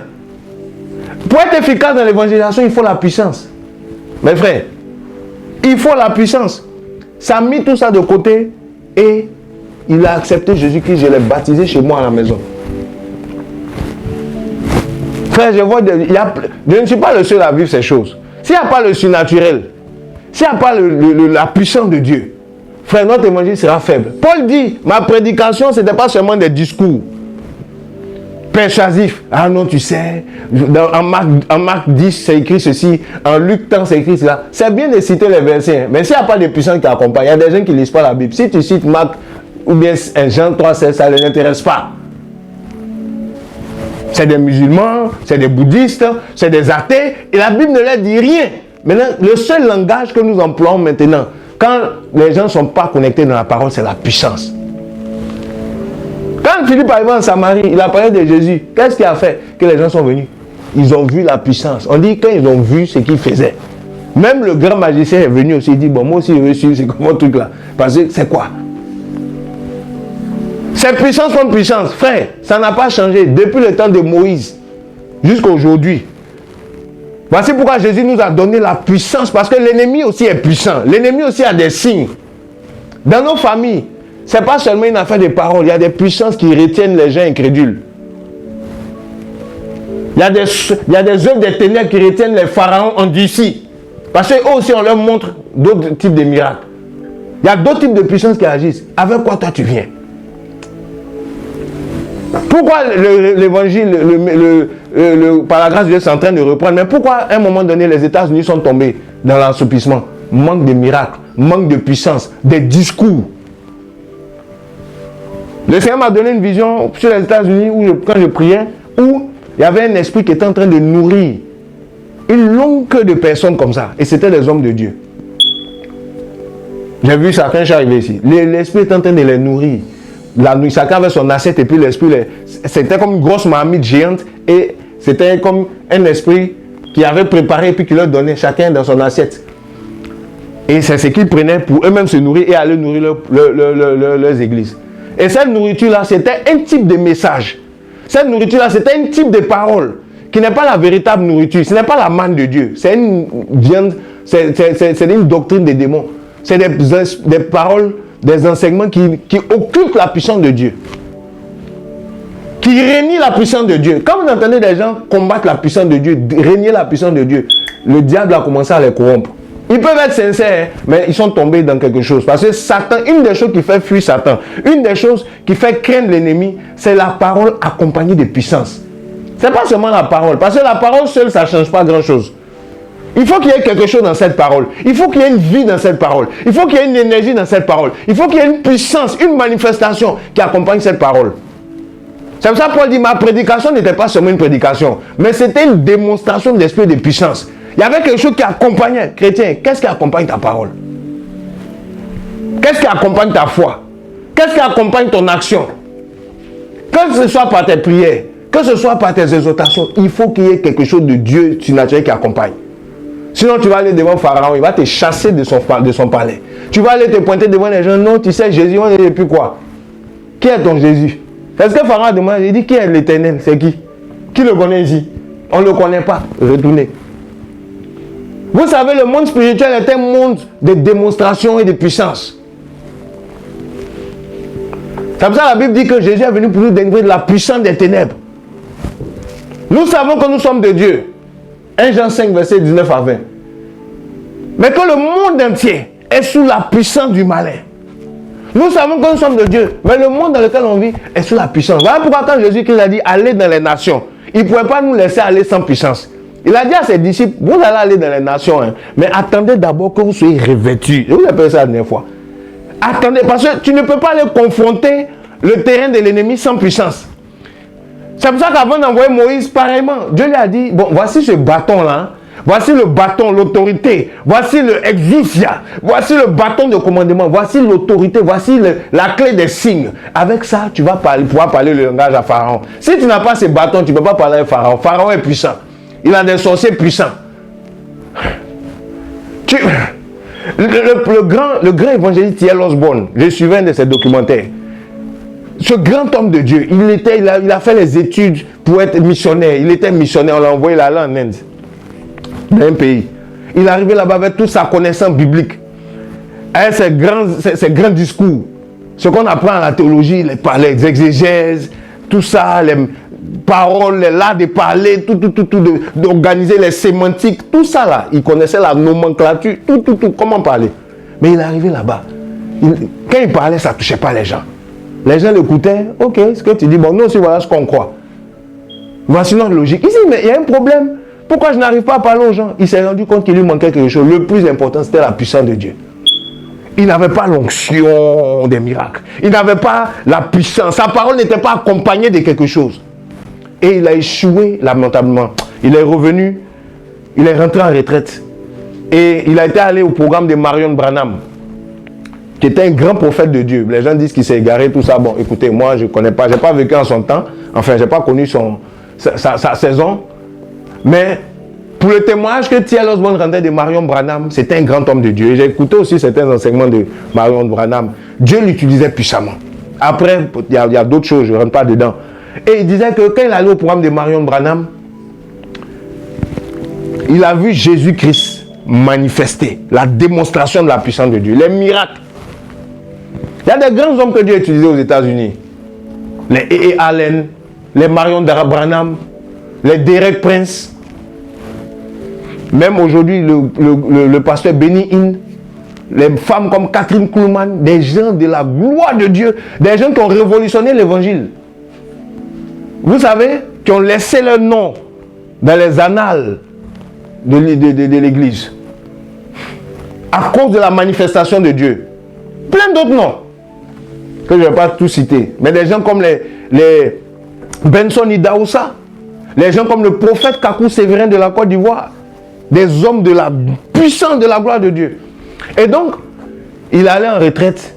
Il s'est dit, mais Seigneur, je dois te rencontrer. Je ne peux pas aller prêcher pour ça. Je dois être revêtu de puissance. Il allait prier et Dieu s'est révélé à lui. Quand T.L. Osborne est sorti de sa retraite, c'est là que son ministère évangéliste a commencé à décoller. Pourquoi? Parce que maintenant, quand il parlait, il pouvait démontrer ce qu'il disait par des signes. Moi, j'écoute les pasteurs, les hommes de Dieu, qui sont capables de démontrer ce qu'ils enseignent. Ils m'édifient. Et c'est à cette école-là que j'ai été. Frère, si nous parlons, nous devons démontrer. Si nous prêchons, nous devons démontrer ce que nous prêchons. Tout le monde n'a pas la même manière de manifester ça. Mais il y a quelque chose de surnaturel, de la puissance de Dieu qui doit se manifester. Frère, c'est plus convaincant que des longs discours. Souvent, c'est utile. Venir seulement pour prier. On ne parle pas beaucoup. Quand tu sors de là, les gens veulent se convertir. Quand on a fait le programme sacerdoce royal, il y a des gens, des soeurs, des frères, des gens qui se sont convertis, qui ont accepté de donner leur vie à Jésus-Christ. Concrètement. De renouer avec le Seigneur. Pourquoi? Parce que là où il y a la puissance, les mots sont plus trop limités. Les mots trouvent des oreilles réceptives. Alléluia. La démonstration d'esprit et de puissance. Frère, c'est important, ma soeur. Et je veux te dire que cette puissance n'est pas pour les pasteurs, c'est pour nous tous. C'est d'abord la manifestation sur ta vie et aussi au travers de ta vie. Je vous explique ça quelques histoires. C'est des choses qu'on voit. S'il n'y a pas la puissance de Dieu, je connais des gens qui ont rencontré, quand on a parlé de Jésus, il y a eu la démonstration. Il y a eu la puissance. Leur vie a été affectée par cette énergie, cette puissance de Dieu. Et ça a réglé beaucoup de problèmes, ça a réglé beaucoup de discours. Là où il y a les discours persuasifs, il y a des débats. Quand vous voyez des gens toujours en train de faire des débats, aujourd'hui il y a la culture des débats dans le milieu chrétien. Il y a des évangélistes, c'est des débatteurs en fait. C'est-à-dire, ils passent plus le temps à parler des choses dont on n'a pas besoin de parler, mais qu'on a besoin de voir, que de démontrer ces choses. Ils parlent, ils vont faire débat. Est-ce que Jésus est Dieu? Et puis chacun va parler. Je pense que Jésus est Dieu. Moi, je prends le Coran. Moi, je prends la Bible. Moi, je prends ceci. C'est dans ça qu'on est aujourd'hui. On est à l'ère des agoras. Ok? Les agoras, c'est-à-dire les places de discussion. Et c'est un esprit de distraction. On parle beaucoup, mais on vit peu ce que nous sommes en train de développer. Et il y en a en Côte d'Ivoire comme ça. Il y en a un peu partout. Sur la toile, sur Internet. Ils vont dire, bon, moi, je crois que telle chose veut dire tant.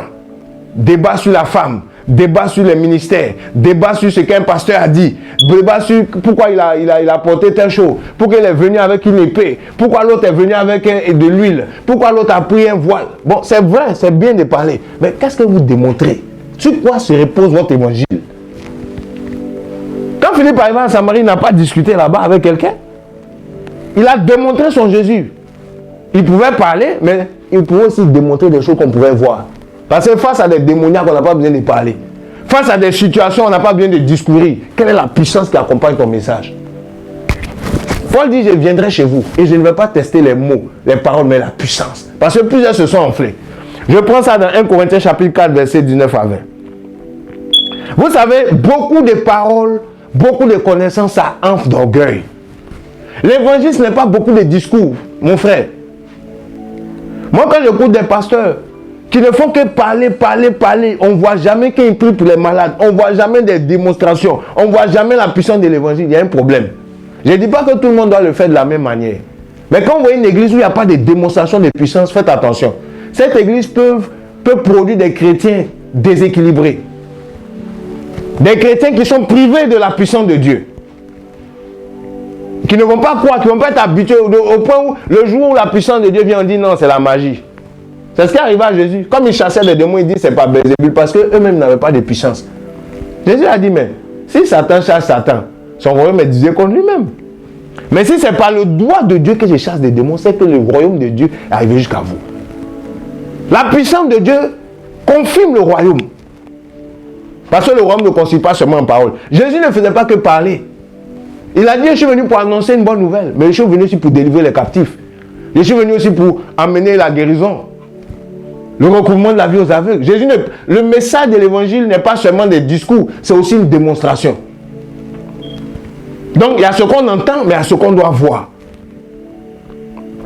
Quand c'est le temps de voir, les oreilles des gens se bouchent, c'est leurs yeux qui veulent voir. Quand le temps de voir arrive, même si tu parles, les gens ne t'entendent pas. Parce que ce qui parle à ce moment-là, c'est ce qu'on manifeste.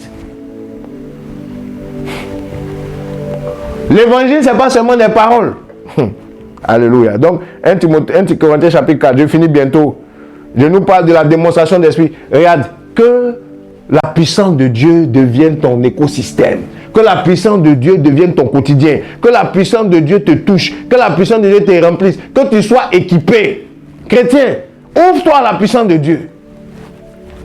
La puissance qui vient pour briser l'addiction dans laquelle tu es. La masturbation, le péché, la pornographie. La puissance de Dieu aussi brise ça. Quel est le message faible où le péché n'est pas terrassé, où le diable n'est pas terrassé, mais on continue de dire Jésus est avec nous, il est miséricordieux. Vous pensez que Jésus est seulement miséricordieux? Dieu est seulement miséricordieux. Dieu est aussi puissant.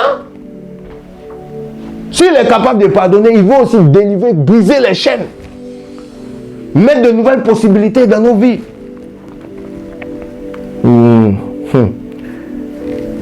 Dans les foyers, dans les couples, dans les familles, dans notre quotidien. Où est la puissance de Dieu? Toi, tu es tout le temps menotté, enchaîné dans tes rêves, menotté dans tes songes, attaché toujours, c'est toi le mouton de sacrifice, victime. Tu as toujours le dessous. La Bible dit, vous les avez vaincus parce que vous êtes forts. La parole de Dieu demande en vous. Vous avez vaincu le malin. Quelle est la démonstration de la puissance de Dieu? Donc je disais dans 1 Corinthiens chapitre 4, Paul disait au verset 19, je vais lire à partir du verset 18. Il dit, or quelques-uns se sont enflés d'orgueil, comme si je ne devais pas aller vers vous, mais j'irai bientôt vers vous, si le Seigneur le veut, et je connaîtrai non la parole de ceux qui se sont enflés. Ce n'est pas la parole qui va m'intéresser. Il dit, mais la puissance. Je ne connaîtrai pas leur parole, mais leur puissance. Car le royaume de Dieu n'est pas en parole, mais en puissance.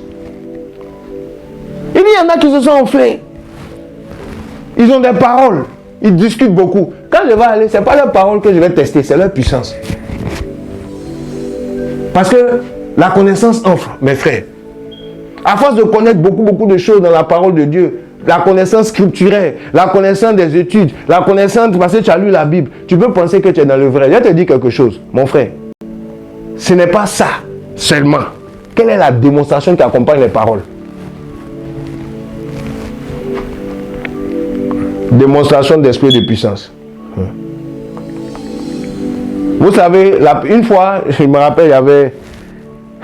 La puissance de Dieu, ça règle trop de choses. Des fois, plusieurs fois, des gens qui murmurent contre toi, quand la puissance de Dieu les touche, ils viennent se confesser. Ils changent. Pas parce que tu as parlé, parce que la puissance de Dieu a été manifestée. Est-ce que vous comprenez? Parce que la puissance de Dieu a été manifestée. La puissance de Dieu, c'est le meilleur remède contre les théoriciens.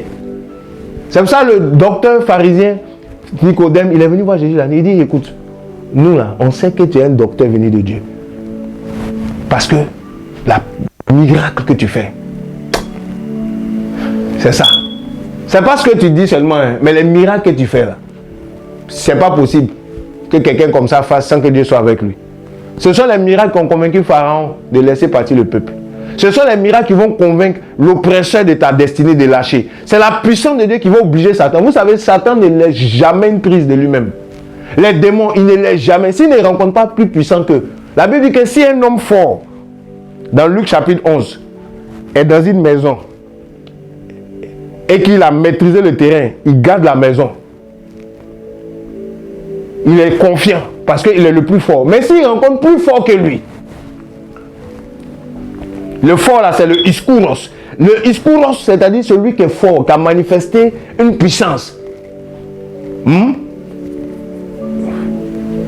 Il est fort, il a établi sa domination. Donc, cet homme-là, il règne. C'est lui qui est aux commandes. Mais pour que son règne change, il faut qu'il rencontre plus fort que lui. On dit, mais si un plus fort que lui, quelqu'un dont le iskouros c'est plus élevé, c'est-à-dire qui a plus de puissance, qui a plus d'impact, qui a plus d'influence. Quand cette puissance-là, il va rencontrer un homme qui est plus puissant que lui, en ce moment-là, il sera maîtrisé. En ce moment-là, son règne sera renversé. S'il n'y a pas de puissance, il n'y a pas de changement de régime. Dans le monde spirituel, c'est des coups d'état. Hein? Personne ne se laisse faire facilement. C'est puissance contre puissance. Comme ça, la Bible dit, un royaume s'élèvera contre un autre royaume. Il y aura des guerres. Une nation contre une autre nation. Ça parle aussi du royaume.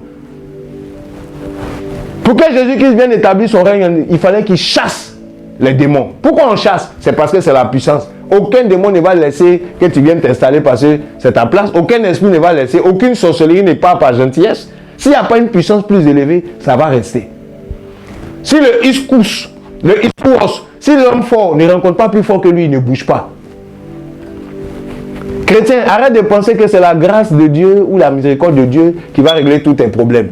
La miséricorde et la grâce de Dieu, ça règle les problèmes de ta relation avec lui. Mais face à des montagnes, face à des adversaires, face à des démons, face à la puissance des ténèbres, il faut aussi une puissance plus grande. Sinon, l'homme fort ne va pas quitter. Frère, on a fait des délivrances. Les démons peuvent vous tenir tête quand tu n'as pas de puissance, tu n'es pas conscient de ton autorité, il te tient tête, il ne va pas, il dit je ne vais pas. Vous connaissez ça, non? Pourquoi il va partir? Parce que tu lui as dit d'aller, il ne va pas. Si tu n'as pas la puissance avec toi, si tu n'es pas conscient de la puissance surnaturelle de Dieu, si ton évangile n'est pas basé sur la puissance, il ne bouge pas. Alléluia. On a appris ça avec le temps. Alléluia. Oh, je vais m'arrêter là, je suis en train d'atterrir. Je vais prier. Je suis là pour t'ouvrir les yeux. Je suis là pour challenger ta foi. Tu es chrétien. Refuse d'être un chrétien sans puissance. Refuse d'être une église sans puissance. Refuse d'être un militaire sans puissance. Où on ne peut pas vérifier, on ne peut pas tracer dans ta vie la manifestation de la puissance de Dieu. Parce qu'on grandit dans la puissance. J'ai parlé ça la dernière fois. Mais il faut de la puissance. Ma soeur, mon frère, il y a des portes qui ne s'ouvrent pas s'il n'y a pas de puissance. Il y a des territoires qui ne s'ouvrent pas s'il n'y a pas de puissance. Il y a des cœurs qui ne sont pas touchés s'il n'y a pas de puissance. Il y a des gens, ils ont besoin d'entendre et de voir. C'est des Thomas. Ils doivent toucher pour voir où sont les plaies là. Pour la puissance de Dieu là, ils veulent toucher ça. Il dit, moi, si je ne vois pas moi-même les plaies et je ne touche pas ces meurtrissures sur son côté, je ne crois pas. Il y a des gens comme ça. Ils veulent les preuves de ton message. Et Jésus n'a pas dit que c'était mauvais. Jésus est venu donner les preuves à Thomas. Pourquoi? Parce que pour mettre ta foi dans le message de l'évangile, il faut qu'on t'en donne les preuves. Comme ça, quand tu prêches, tu peux aussi apporter les preuves du message. C'est un message avec preuves. L'évangile n'est pas un message où on dit aux gens, il faut croire seulement. Non. Amen. Donc, on a besoin de ça. Et je vais vous dire quelque chose. Il y a une ère qui est en train de passer. Il y a une ère qui est déjà là. Une ère de la puissance et de la démonstration. Une ère où cette puissance et cette démonstration va de plus en plus monter. Pourquoi? Parce que l'évangile pur est en train d'être restauré. Évangile chrétien et dispensation. Le type de chrétiens que nous avons aujourd'hui, qui ne croient pas en la puissance de Dieu, ne peuvent pas remplir la mission que Jésus-Christ a donnée. Vous voulez gagner les nations sans puissance, vous ne pouvez pas. Le monde entier est sous la puissance, c'est puissance contre puissance. Avec quelle puissance tu vas voir Pharaon? Avec quelle puissance tu vas te tenir devant son armée? Avec quelle puissance tu vas parler à un monarque qui est l'homme fort? Si tu n'es pas plus fort que lui, il ne va pas te laisser partir. C'est parce que Moïse était plus fort que Pharaon. C'est parce que le soutien de Moïse était plus élevé que le soutien de Pharaon, que Pharaon a laissé le peuple partir, malgré lui. La puissance vient pour contraindre, pour imposer la volonté de Dieu, même à ceux qui ne veulent pas. C'est ce que la puissance de Dieu fait. Pharaon ne voulait pas laisser le peuple partir. Il les a laissés partir malgré lui. Dans les délivrances, dans les guérisons, ce n'est pas que le démon veut te laisser en paix, mais on le contraint parce qu'il y a une force plus grande qui l'oblige à partir. C'est une question d'obligation. C'est une question de puissance. Le démon te dit non. Tu lui dis si. Et puis tu l'envoies dans ce que Dieu t'a demandé de faire. Et il est obligé de partir, malgré lui. Tu le déloges. Il y a un rapport de force. Vous savez, l'évangile est un rapport de force. C'est puissance contre puissance. Et vous voyez dans la Bible, c'était des confrontations comme ça. Comment Élie a fait partie les prophètes de Baal? Comment il a renversé le culte de Baal en Israël? Comment il a fait? C'est par la puissance. Autel contre autel. Il a invoqué le feu. Quand le peuple a vu ça, il dit c'est l'Éternel qui est Dieu. Ils avaient besoin de voir quelque chose. Quand ils ont vu ça, ils disent on va invoquer nos dieux. Le Dieu qui répond, c'est lui qui est Dieu. Parce qu'on a trop discuté dans ces pays. Alléluia. Dans ta famille, il faut lancer des défis. Si tu crois en Jésus, lance des défis. Accepte les défis spirituels. Bien sûr, si tu as la puissance avec toi, si tu n'as pas la puissance avec toi, si un sorcier te menace, fuis. Parce qu'il va te tuer. Si toi-même tu ne marches pas selon les protocoles de Dieu, de son évangile pour vivre sa puissance, si on te menace, il faut fuir. Parce que le monde dans lequel nous sommes est un monde de puissance. Alléluia. Alléluia. Zika rababa sokore debe sekatala. Branda zikete le bébé. Je vais m'arrêter là au nom de Jésus. Aujourd'hui, c'était la deuxième partie. La puissance et la démonstration. J'ai plein de témoignages que je peux nous donner, des choses que Dieu fait, même jusqu'à aujourd'hui. C'est qui bâtit la foi d'un chrétien. c'est la puissance, le degré de puissance qui accompagne l'évangile qu'il a reçu. Ce qui convainc facilement les hommes, c'est le degré de puissance qui accompagne l'évangile qu'ils entendent. S'il n'y a pas de puissance qui accompagne notre évangile est faible. Et on ne pourra pas impacter avec. Parce que les gens ne se laissent pas convaincre seulement par des paroles, mais ils se laissent convaincre par la puissance qui accompagne les paroles. La parole, c'est vrai, mais quelle puissance, quelle vie accompagne cette parole? Quelle manifestation accompagne cette parole? Il dit, mon évangile ne consistait pas en parole, mais en démonstration d'esprit et de puissance. Alléluia. Je vais prier au nom de Jésus. Que la démonstration d'esprit et de puissance soit ta culture, soit ton partage. Que ta foi ne s'appuie pas sur les discours persuasifs. Voici pourquoi on prend un peu souvent dans les programmes le temps d'enseigner un peu et après de démontrer. Moi, c'est comme ça que je fais dans mes programmes quand le Seigneur me permet. J'enseigne un peu et je démontre. Et je dis, bon, on va enseigner un peu, après on va démontrer. Et on le fait. Pourquoi? Parce que la foi que nous prêchons n'est pas une foi théorique, elle est démonstrative. La foi que nous prêchons, elle doit accompagner des œuvres. Je vais prier. Que la démonstration d'esprit de puissance soit notre culture. Tu m'écoutes?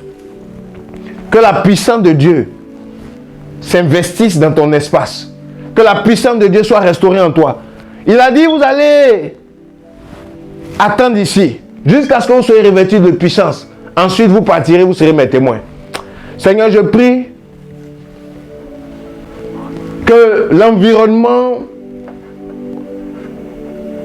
dans lequel nous émergeons, nous travaillons, nous fonctionnons, soit investi de puissance, soit rempli de puissance, soit rempli de puissance. Que nous soyons des chrétiens qui expérimentons la puissance de Dieu, qui vivons la puissance de Dieu.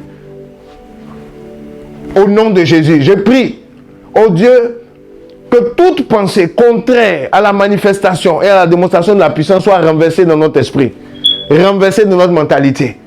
Seigneur, au Père, que nous soyons guéris des mauvais messages qu'on a entendus, que nous soyons guéris des mauvaises conceptions qu'on a eues, que l'évangile c'est seulement la miséricorde, c'est seulement la grâce, c'est seulement l'amour de Dieu. Et on a négligé l'aspect puissance. Seigneur, nous voulons revenir aussi au message de la puissance. Seigneur, tu nous as aimés, mais tu nous as donné ta puissance. Seigneur, tu nous as sauvés, mais tu nous as donné ta puissance. Et tu veux qu'on marche dans la puissance.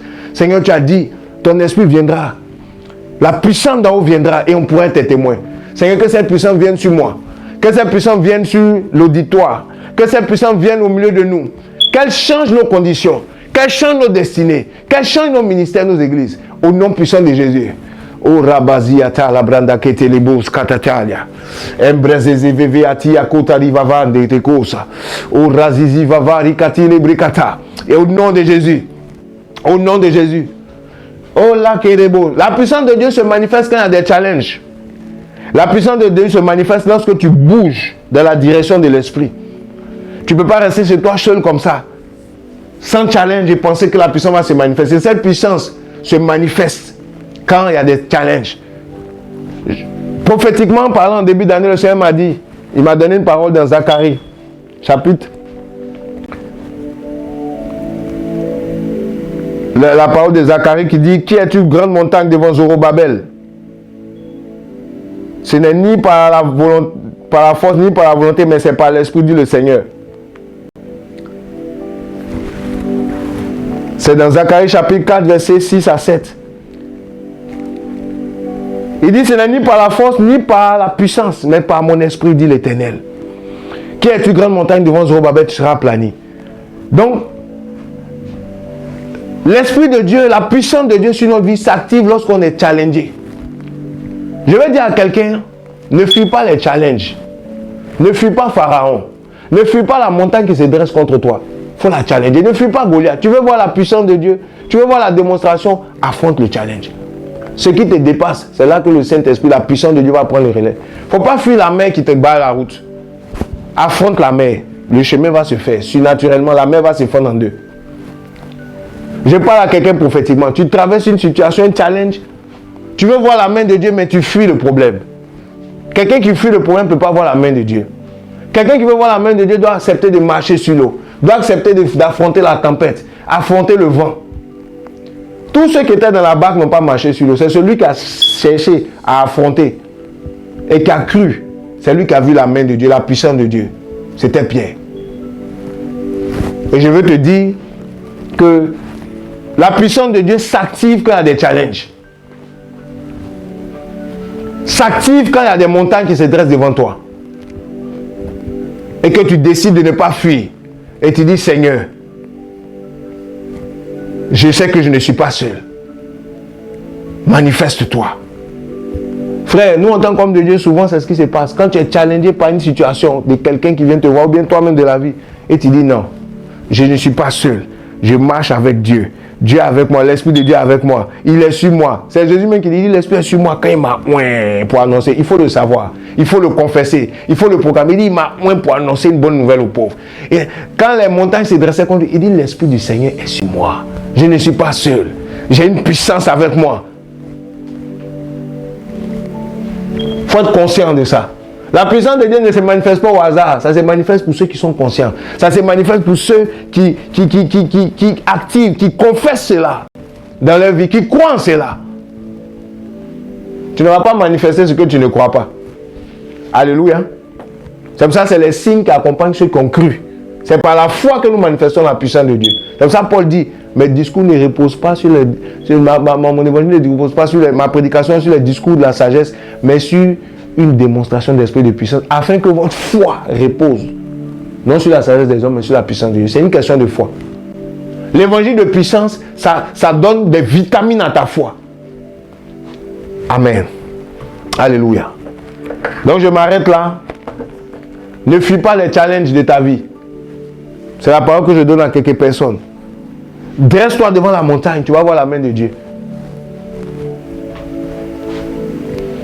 Tu n'as pas besoin de plus que ça encore.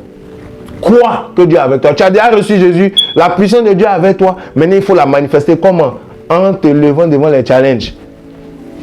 Comment il faut réaliser que l'Éternel est avec toi. Il ne faut pas fuir, comme les frères de David, ou le roi, il fuyait. Alors que devant Goliath, il faut confesser que je viens au nom de l'Éternel des armées. Je ne viens pas seul. Je viens avec une puissance. Au nom de Jésus. Tu ne vois pas ça physiquement, mais tu le sais, tu es conscient parce qu'il y a des paroles que tu as reçues de la part d'un esprit. Donc tu le mets au défi. C'est lui qui t'a dit qu'il sera avec toi. Donc va, fonce. C'est lui qui t'a dit ça va se faire. Ne marche pas par la vue. Amen.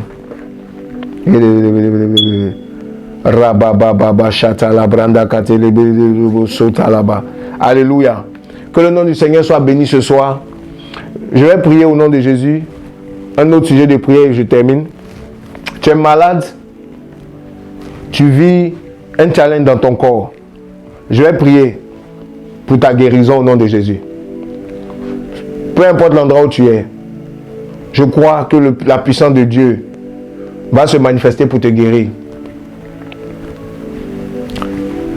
Tu as des brûlures d'estomac dans le nom de Jésus.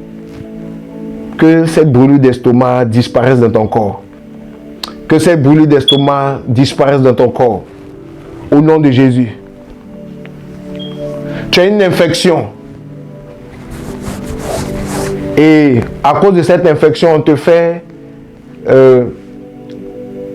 à chaque fois, on retire le pus de ton corps. On te fait une ponction, c'est-à-dire on retire le pus. Parce que tu as une infection quelque part, c'est à l'intérieur de ton corps. C'est une vision que j'ai vue. Dans le nom de Jésus, que tes tissus soient régénérés. Que cette infection prenne fin maintenant au nom de Jésus. Reçois ta guérison. Reçois ta guérison. Reçois ta guérison. La personne qui a cette situation avec le pus, c'est quelque chose dont tu as honte et tu n'en parles pas. Les gens ne sont pas au courant que tu as ça, mais tu souffres secrètement. Parce que c'est une situation, il y a du pus qui sort. Et tu vas des fois pour qu'on retire le pus, mais le pus est toujours là. C'est une maladie que tu as. C'est un problème que tu as. Ça fait quelque temps. Et il y a une odeur avec ce pus. Il y a une odeur même dans cette partie de ton corps. Mais chaque fois on retire ça. Mais tu vas, on retire. Dans le nom de Jésus, reçois ta guérison là où tu es. Que les tissus de ton corps qui étaient en détérioration, qui étaient en décadence et qui provoquaient cette infection, que les tissus soient restaurés, que ce pus disparaisse de ton corps. Que ton corps soit rétabli maintenant par la puissance de Dieu. Au nom de Jésus, je commande corps soit guéri, tissus soient régénérés dans le nom de Jésus. Et je chasse tout esprit, tout agent responsable de ce problème dans ton corps. Je paralyse ses œuvres, je le chasse au nom de Jésus. Reçois ta guérison. Alléluia. Je prie, je lève ma main au nom de Jésus. Tu avais un problème de fatigue dans ton corps. Tu reçois ta guérison. Tu te souffles très vite. Tu te fatigues très vite, plus que la normale. Problème de palpitation, reçois ta guérison au nom de Jésus. Au nom de Jésus. Je prie, si tu avais mal quelque part, tu mets ta main simplement, je prie. Seigneur, que la guérison prenne place maintenant dans le corps de tous ceux-là qui sont connectés. Reçois ta guérison. Reçois ta guérison. Recevez votre guérison au nom de Jésus. Que la puissance de Dieu vous restaure, vous guérisse, rétablisse vos corps. Au nom de Jésus. Au nom de Jésus. Orogozo la bazakata la branda la bazala. Bébé shaya. Ombreta kata. Au nom de Jésus. Recevez votre guérison. Recevez votre guérison au nom de Jésus.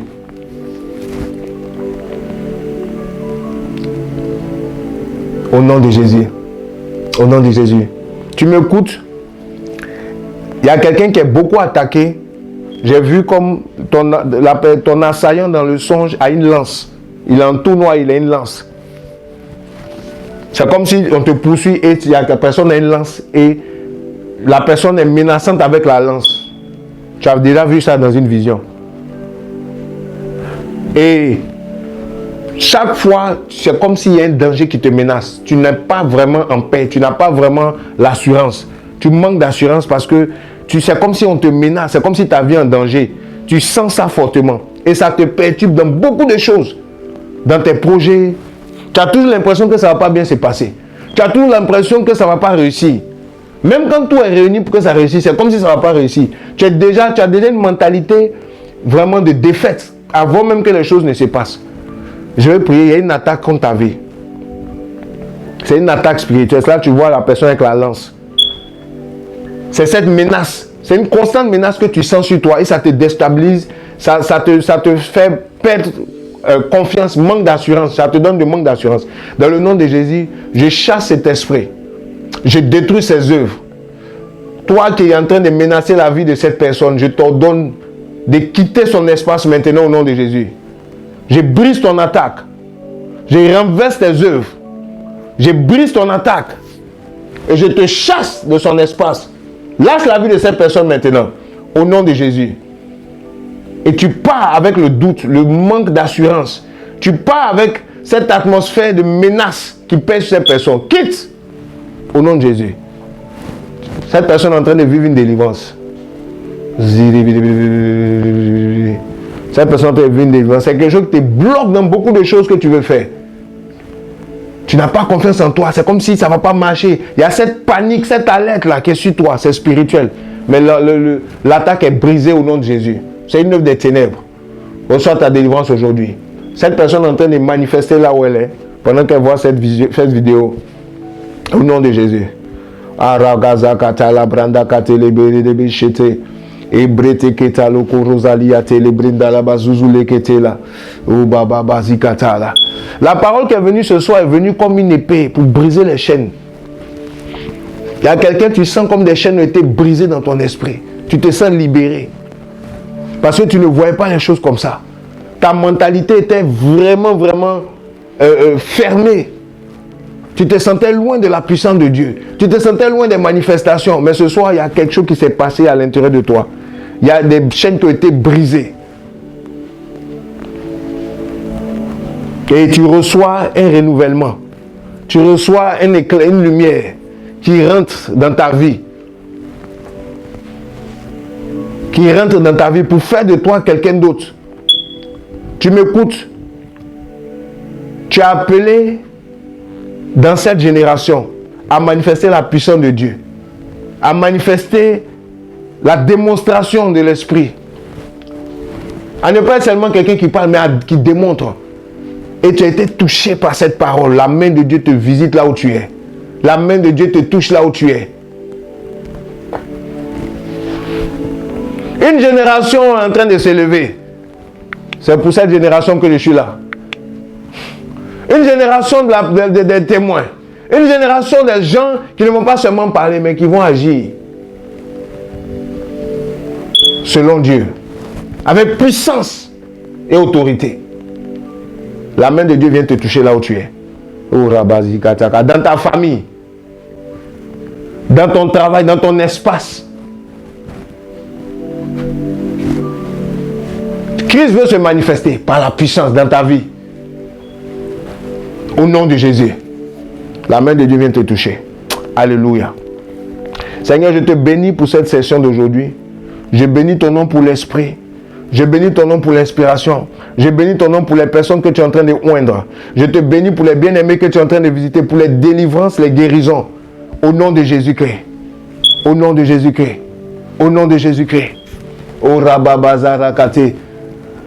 Dieu est en train d'agir. Je n'ai pas besoin de voir pourquoi, je sais. Là où tu es. Merci pour ceux qui sont connectés. Tu peux témoigner.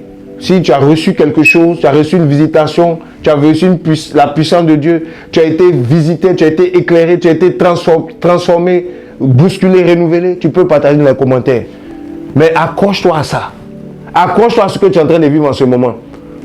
Vous savez, lorsque le diable venait m'attaquer, quand j'ai donné ma vie au Seigneur, pour me dire que c'est des histoires. Jésus n'est pas ce qu'il est. Et que la foi en Christ, c'est une perte de temps. Il venait me dire ça. Abandonne, laisse tout ça. Regarde tout ce que tu peux avoir. Regarde tout le luxe que tu peux avoir. Regarde toutes les femmes que tu peux avoir. Regarde toute la gloire que ce monde peut t'offrir. Le diable est venu me voir 3 fois. Je connais chaque fois quand il est venu. 3 fois. Pour me faire des propositions. Pour me détourner de la voie du Seigneur. Quand à un moment donné, au début, il venait me voir pour me dire non, laisse ces choses, tout ça. Il y avait des voix, des démons qui me disaient mais laisse ça. J'entendais des conseils, il me donnait beaucoup de conseils, il parlait. Tu entends des voix parler pour te tirer. Oh, c'est des démons, hein. Ça vient comme des pensées, mais très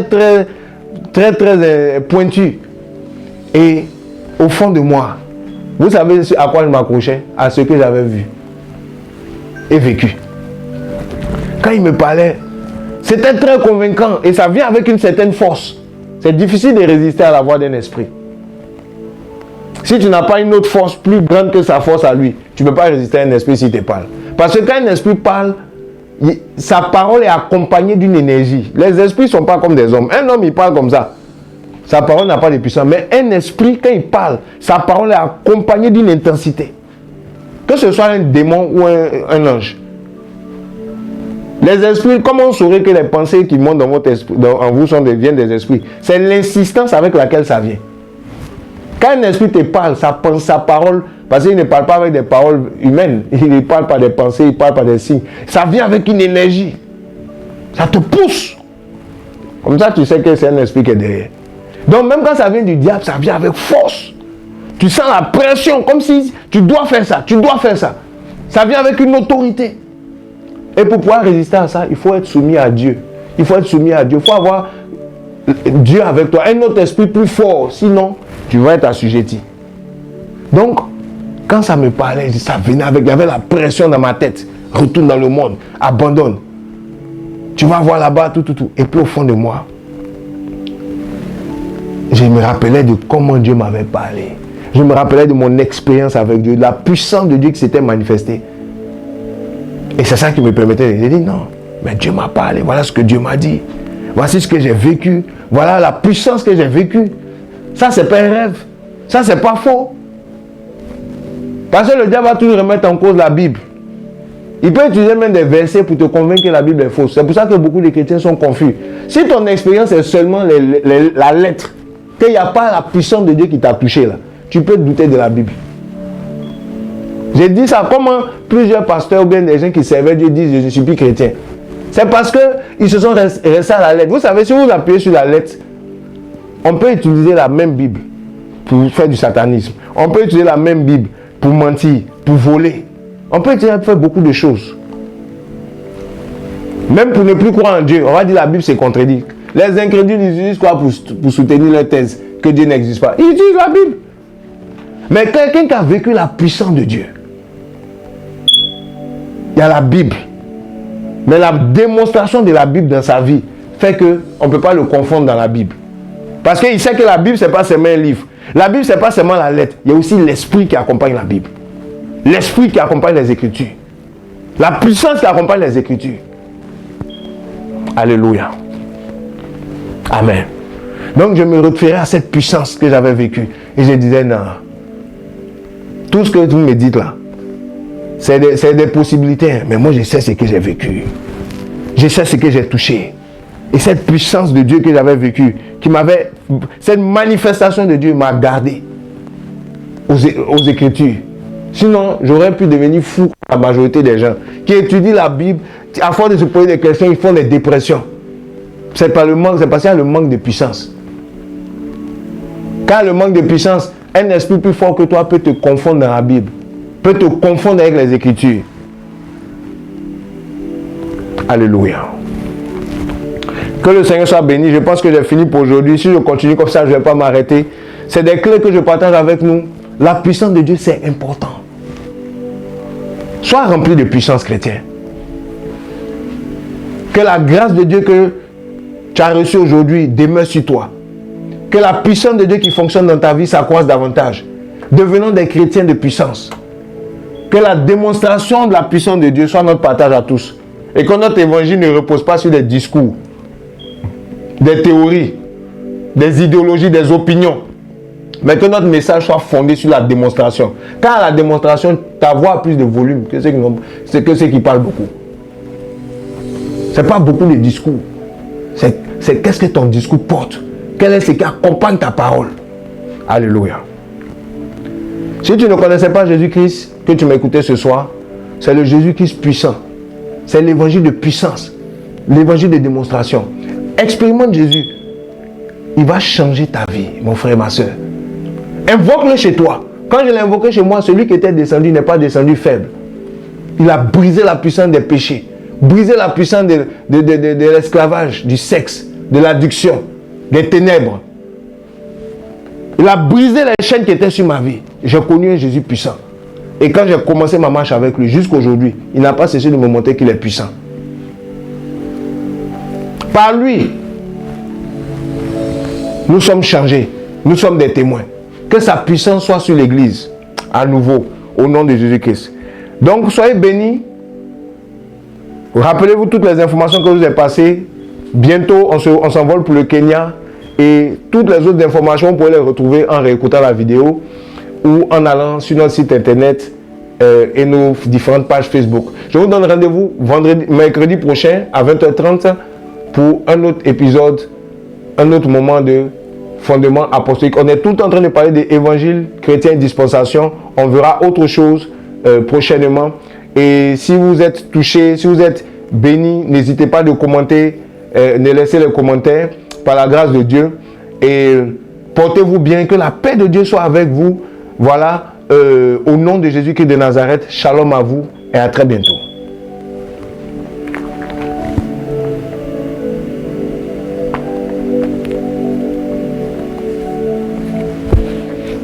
Oui,